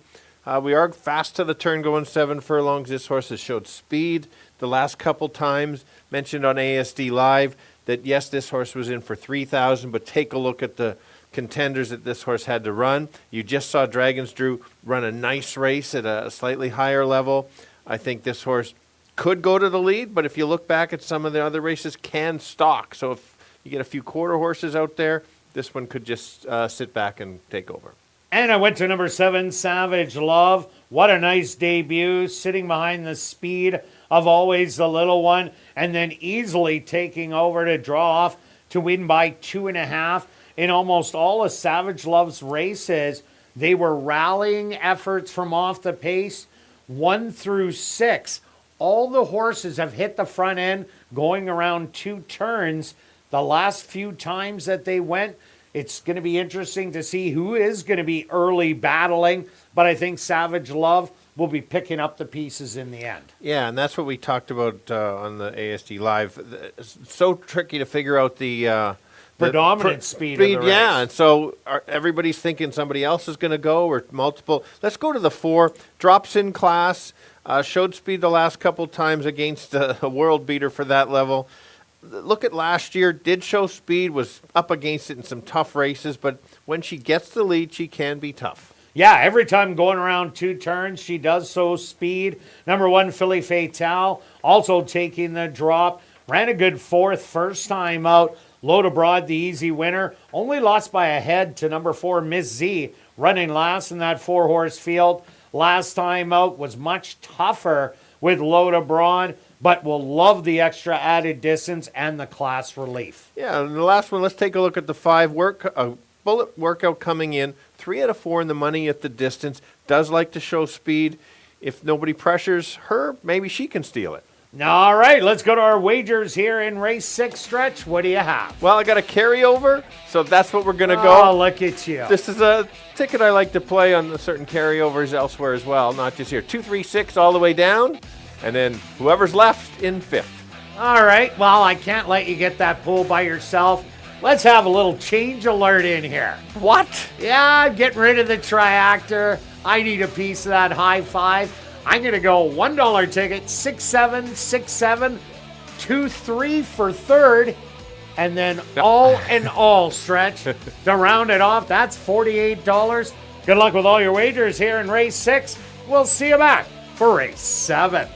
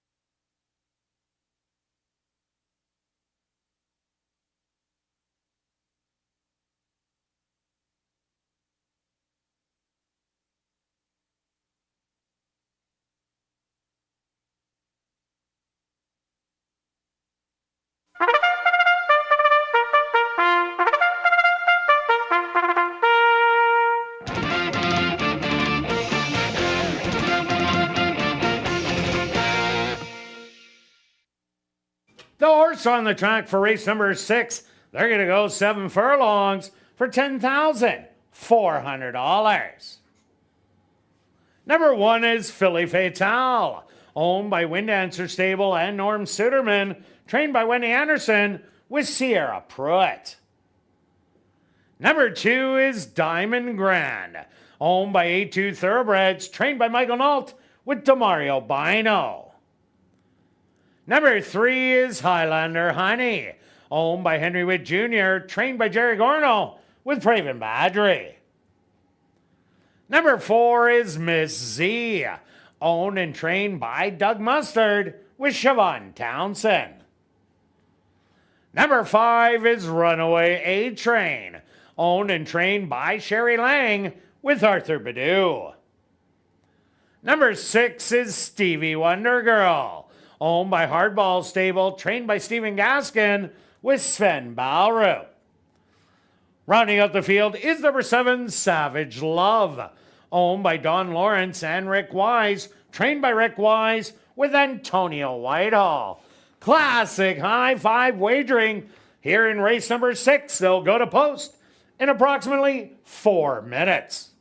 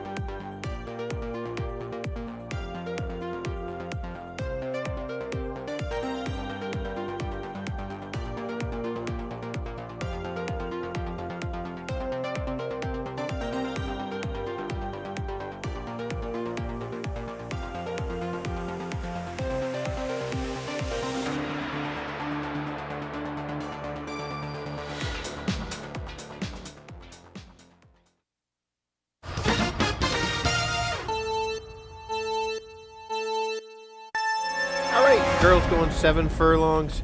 Another tricky betting race to try to figure out just how the race is going to go. I'm going to go to the 3. She won last time, looked good doing that. I think she's got some back class. She can go to the lead, sit just off, like a little higher price, but that's the one I'll start with. You always want some speed along the rail. Not quite on the rail, but that's the 2 at 5-1. Showed good speed the last 2 starts, stretching out. Can win at the distance if she gets loose. And then the favorite, certainly deserves to be the favorite, is the class of the race. That's the 6 going off at 9-5. Probably sit just off. So I'm 3, 2, and 6, and we'll go to the 3 on the show parlay that's still going. Kirt? Yeah, Stretch, I went to number 6, Stevie Wonder Girl. Comes out of a key race where the top 2 both came back to win impressively, and Stevie Wonder Girl had a good first time out and wasn't going to beat half in the wrapper. Nobody is for 7,500, especially sprinting. Now goes around 2 turns, expect her to be forwardly placed, and drops in class. I also like number 7, Savage Love. Almost everybody else has speed to offer to the race. Savage Love could go out, but her best running, going around 2 turns, is rallying from off the pace.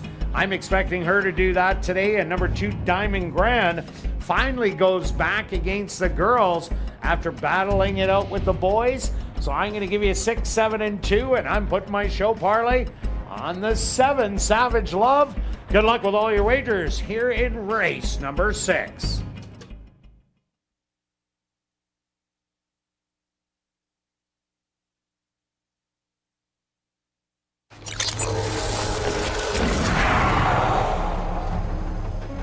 It's now 2 minutes to post time at ASD.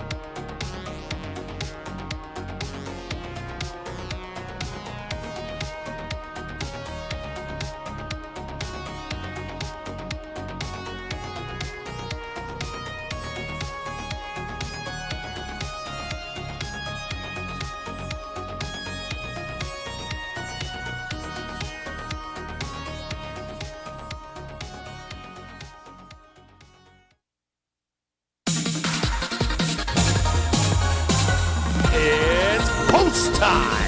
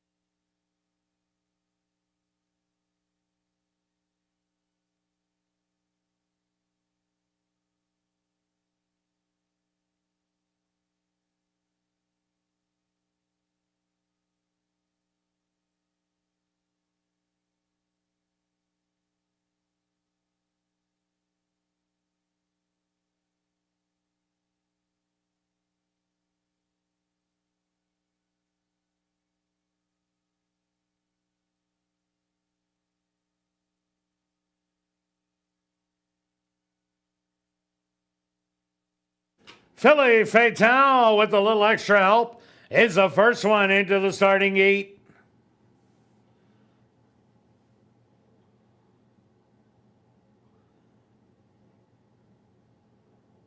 Diamond Grand will be the next to go in.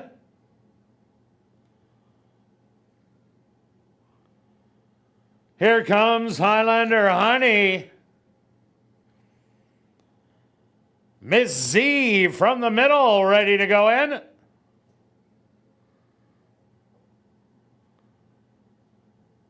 Here comes runaway A-Train.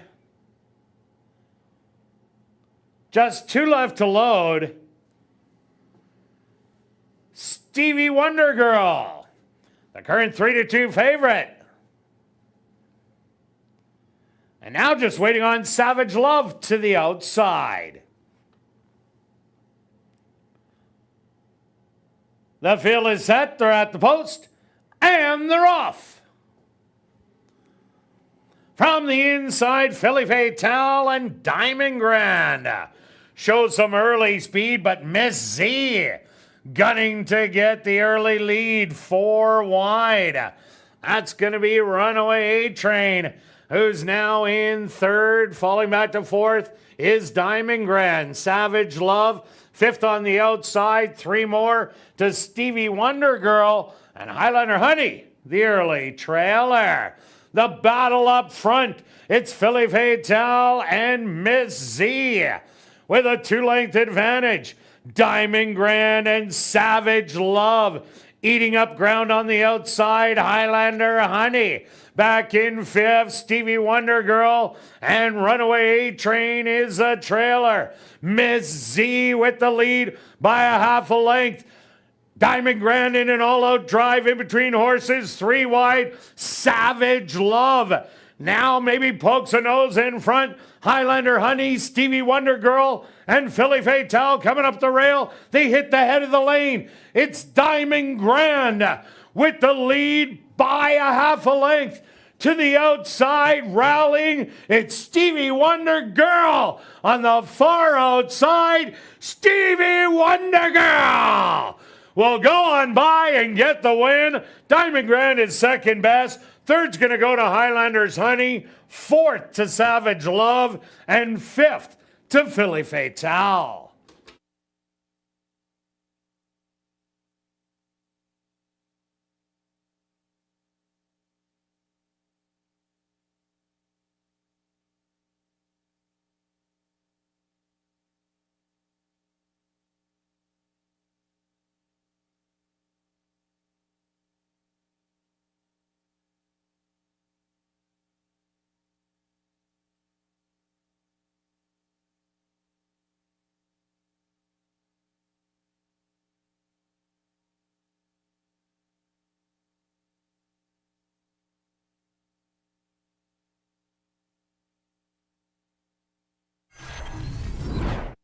The Stewarts will post to number 6, Stevie Wonder Girl, as your race winner.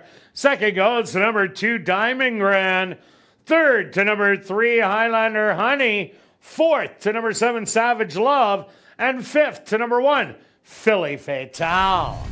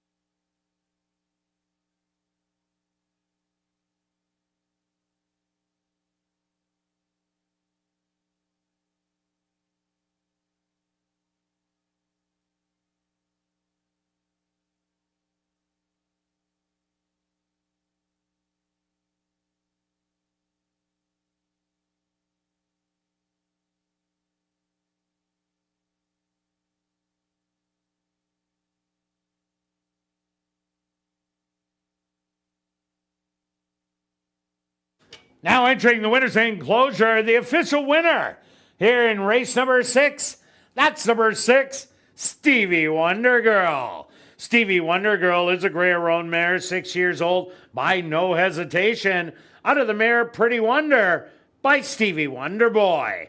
Owned by Hardball Stable, trained by Stephen Gaskin, and ridden to victory by Sven Balrup. Congratulations goes out to jockey Sven Balrup, who scores the hat trick. 3 wins for jockey Sven Balrup. Race 6 is official in the upcoming 7th race. Number 6, Daisy's a Doozy. Make the jockey Roger Hewitt and correct the weight to 121 pounds.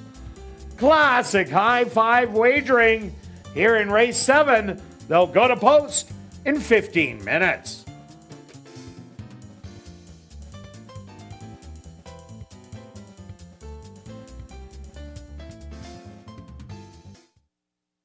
And ladies and gentlemen, we've drawn our winning ticket in tonight's 50-50 draw. The winning number, 5145033. Once again, the winning ticket number, 5145033. Congratulations, you've won $855. If you are on hand, please report to guest services on the main floor south end to claim your prize. And after the final race, be sure to head up to the clubhouse for our popular Crazy Hour. Beer, shots, and wine, $5 and 25% off all appetizers. And there is a $500 Crazy Hour free cash draw that will take place at 11:30 p.m. in the VLT Lounge.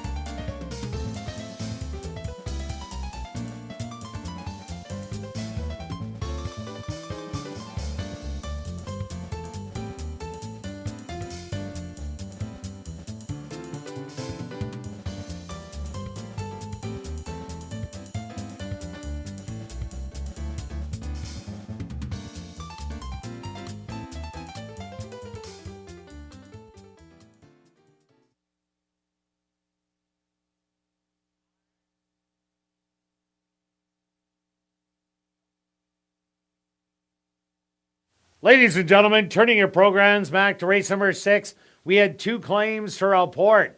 First off, claim for $4,000 was number 3, Highlander Honey, claimed by Fred Rawson, owner-trainer. Also claimed for $4,000 was a race winner, number 6, Stevie Wonder Girl, claimed by Drop-In Racing, Parker Wallette, and James Keplin, trainer Steve Keplin Jr.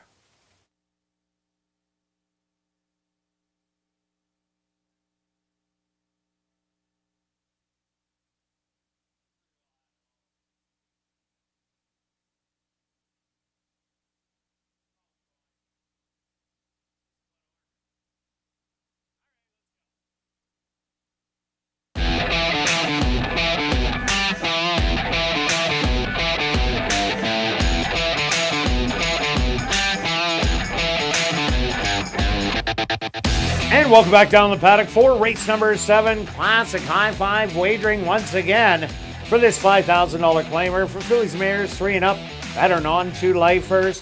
They're going to go 5.5 furlongs. Number 6, Daisy's a Doozy. Make the jockey Roger Hewitt and correct the weight to 121 pounds. Quick look back at race number 6. Well, there was that speed battle on the front end with Philly Fatale, the 1 and the 4. And that set it up for the closers, and Sven Balrup completed his hat trick with a very well-timed ride. Absolutely. You called it, just waited and recognized that it was a pace battle that they were going to back up. So full credit to him. Real nice night for him. And let's start with my top selection here in another race that it's been a tricky night. We've had some chalk in the pick 4, but there's still some nice payouts.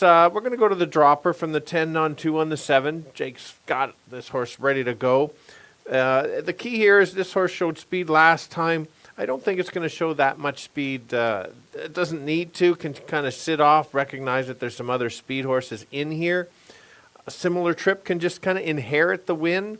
Or take over and go from there. I Am Mila came back and won on Monday. Yeah, got the job done in impressive fashion off the pace. So that kind of just shows it was a pretty good race. Yeah, I also like number 4, Awesome Wildcat. First time out, was just in way too tough at the main allowance level, dropped to the 7,500 and coasted to an easy victory by 6 lengths.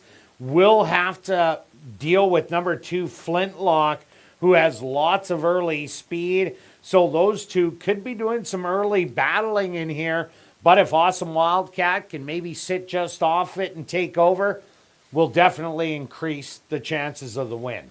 Yeah, another one that I've got. I do like that pick in there. I didn't put in my top 3. Offline Special, the 5, second pick. Made a nice move last time just to come up short. Was 2 3/4 best of the rest. That's an angle I like in a condition race like this. Has 3 wins lifetime. Can also sit off. I think the similar trip puts this horse right in the mix. I don't like the 2 to 1. I'd like a little bit higher, especially in this condition. And the 1 Blue Tango had the stalking trip behind Flintlock the last time they engaged, going 5 furlongs. And Sabatis ended up sitting back and running past them all. Blue Tango, I think this horse will be stalking the speed and have the first shot if the 2 and 4 are in a cutthroat duel. So you're getting good odds right now at 10 to 1. And speaking of good odds, one of my long shots in here is the 6. Has struggled getting out of the gate 2 of the last 3 times. Last time made a nice move wide and it just faded late. I like that race. Just needs to get this horse sitting in a nice spot, step 1 out of the gate, and then has a shot. And number 2, Flintlock. This is all to the front or nothing. Showed good speed last time out, going 6 furlongs. Definite advantage cutting back to 5.5 furlongs today.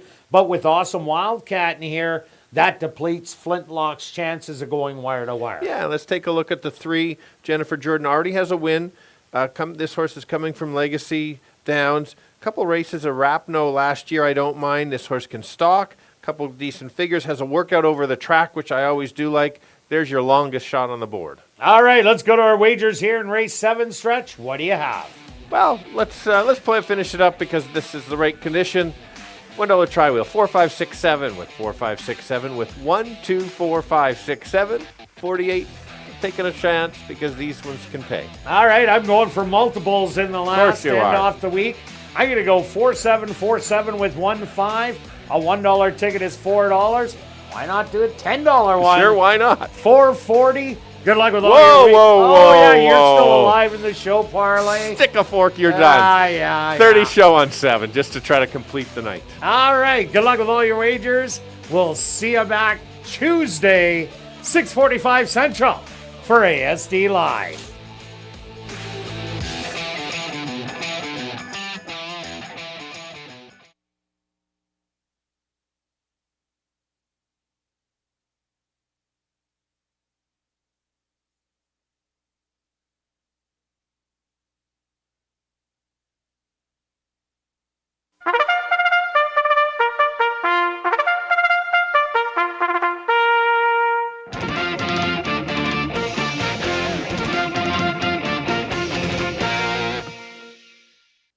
The horse on the track for race number 7.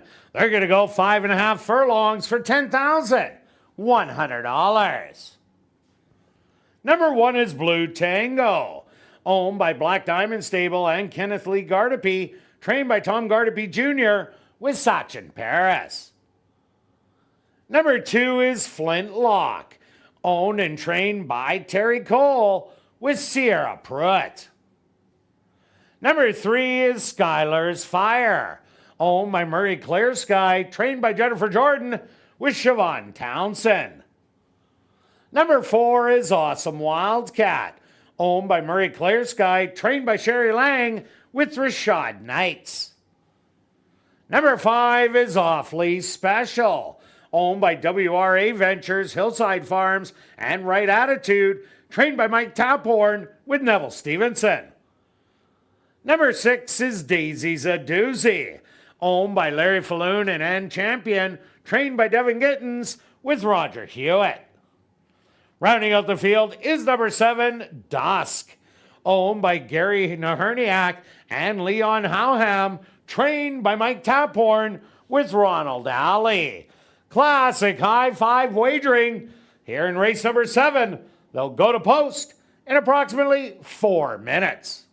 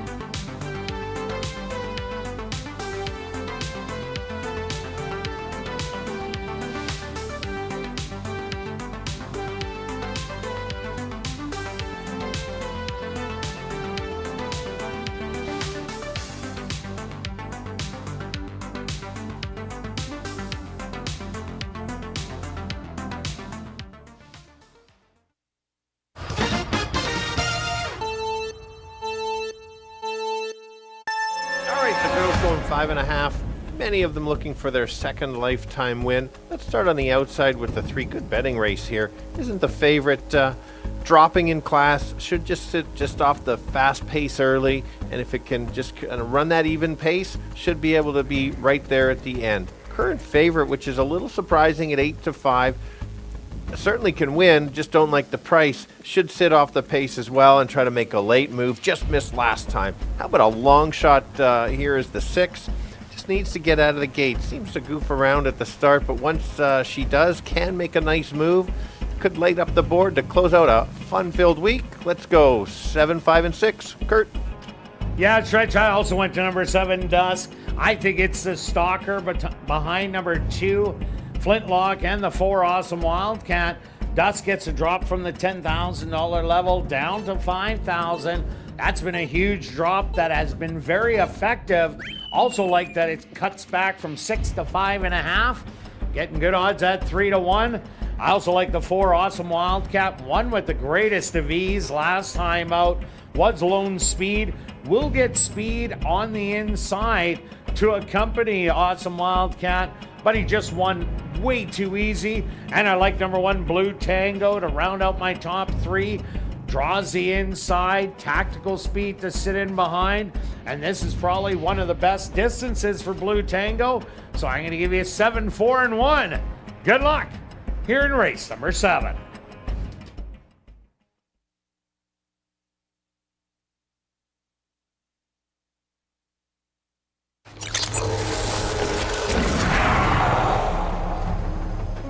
It's now 2 minutes to post time at ASD.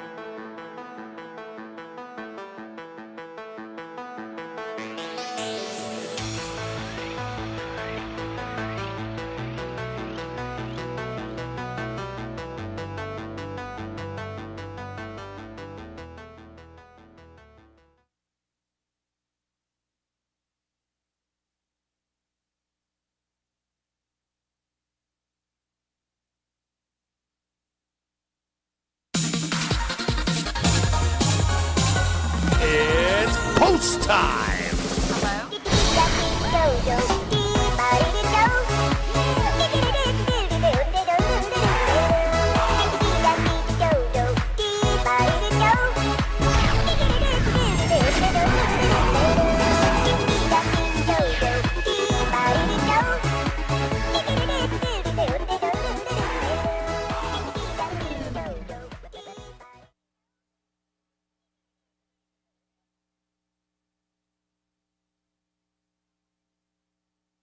The front gates are open for number 5, Awfully Special.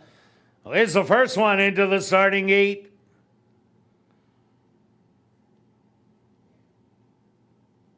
Next up, Blue Tango on the inside. Here comes Flintlock. Locks right in. Skylar's Fire's turn.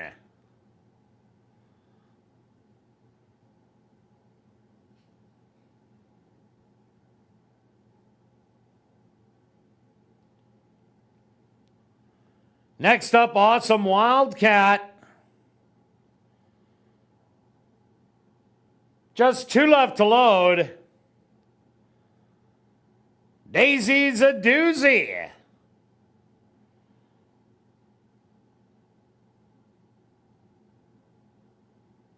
And now just waiting on Dusk to the outside.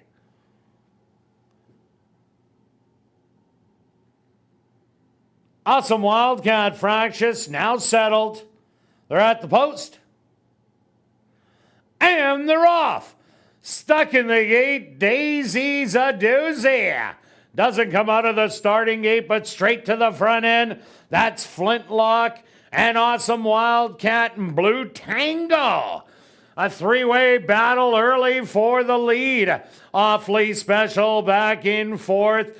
Dusk in fifth. Then Skylar's Fire. And that's the last call for Daisy's a doozy. They went the opening quarter 23-4. Blue Tango on the inside, Flintlock and Awfully Special. Now just blows on by and grabs the lead by 2. Back to second, Blue Tango, Awesome Wildcat is well back. They hit the head of the lane. Awfully Special made that big move and now is in absolute cruise control, up by 6 with a 16th of a mile to go. Awfully Special is going to take it. Skylar's Fire in second. Third's going to go to Dusk. Close for fourth and fifth between Blue Tango and Flintlock. Ladies and gentlemen, please hold all tickets. A Stewart's inquiry into the start of race number 7.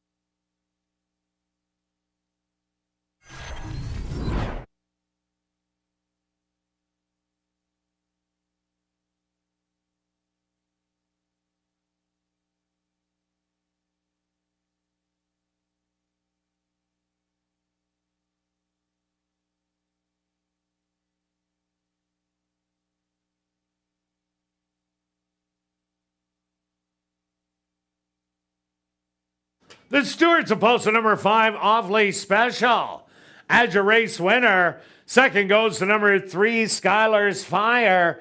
Third to number 7, Dusk. A photograph has been called to determine the show position, or the 4th place and 5th place finishers. They went the opening quarter 23-4, the half 47-4, 5 furlongs, 1 minute and 4 fifths. Time for the 5.5 furlongs. 107-3. Once again, ladies and gentlemen, a Stewart's inquiry into the start of race number 7.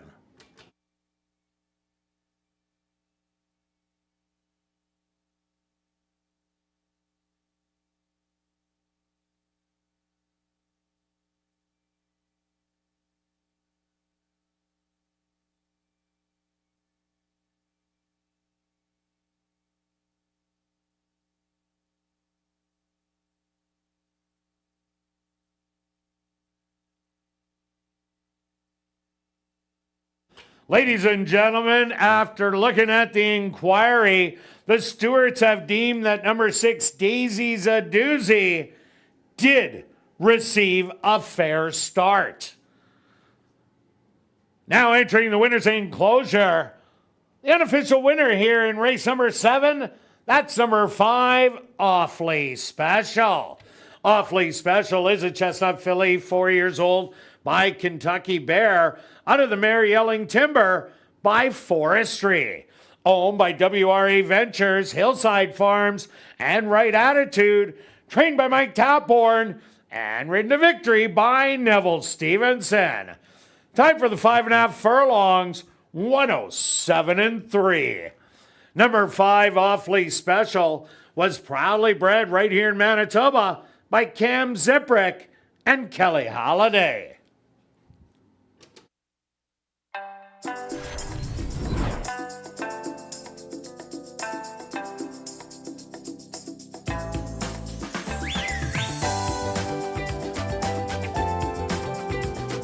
Well, now it's time to head up to the clubhouse and enjoy Crazy Hour.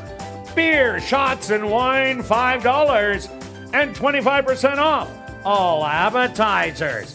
Plus, there's a free $500 cash draw that will take place at 11:30 p.m. in the VLT Lounge. And don't forget, live racing resumes next Tuesday and Wednesday at 7:30. We'll see you then.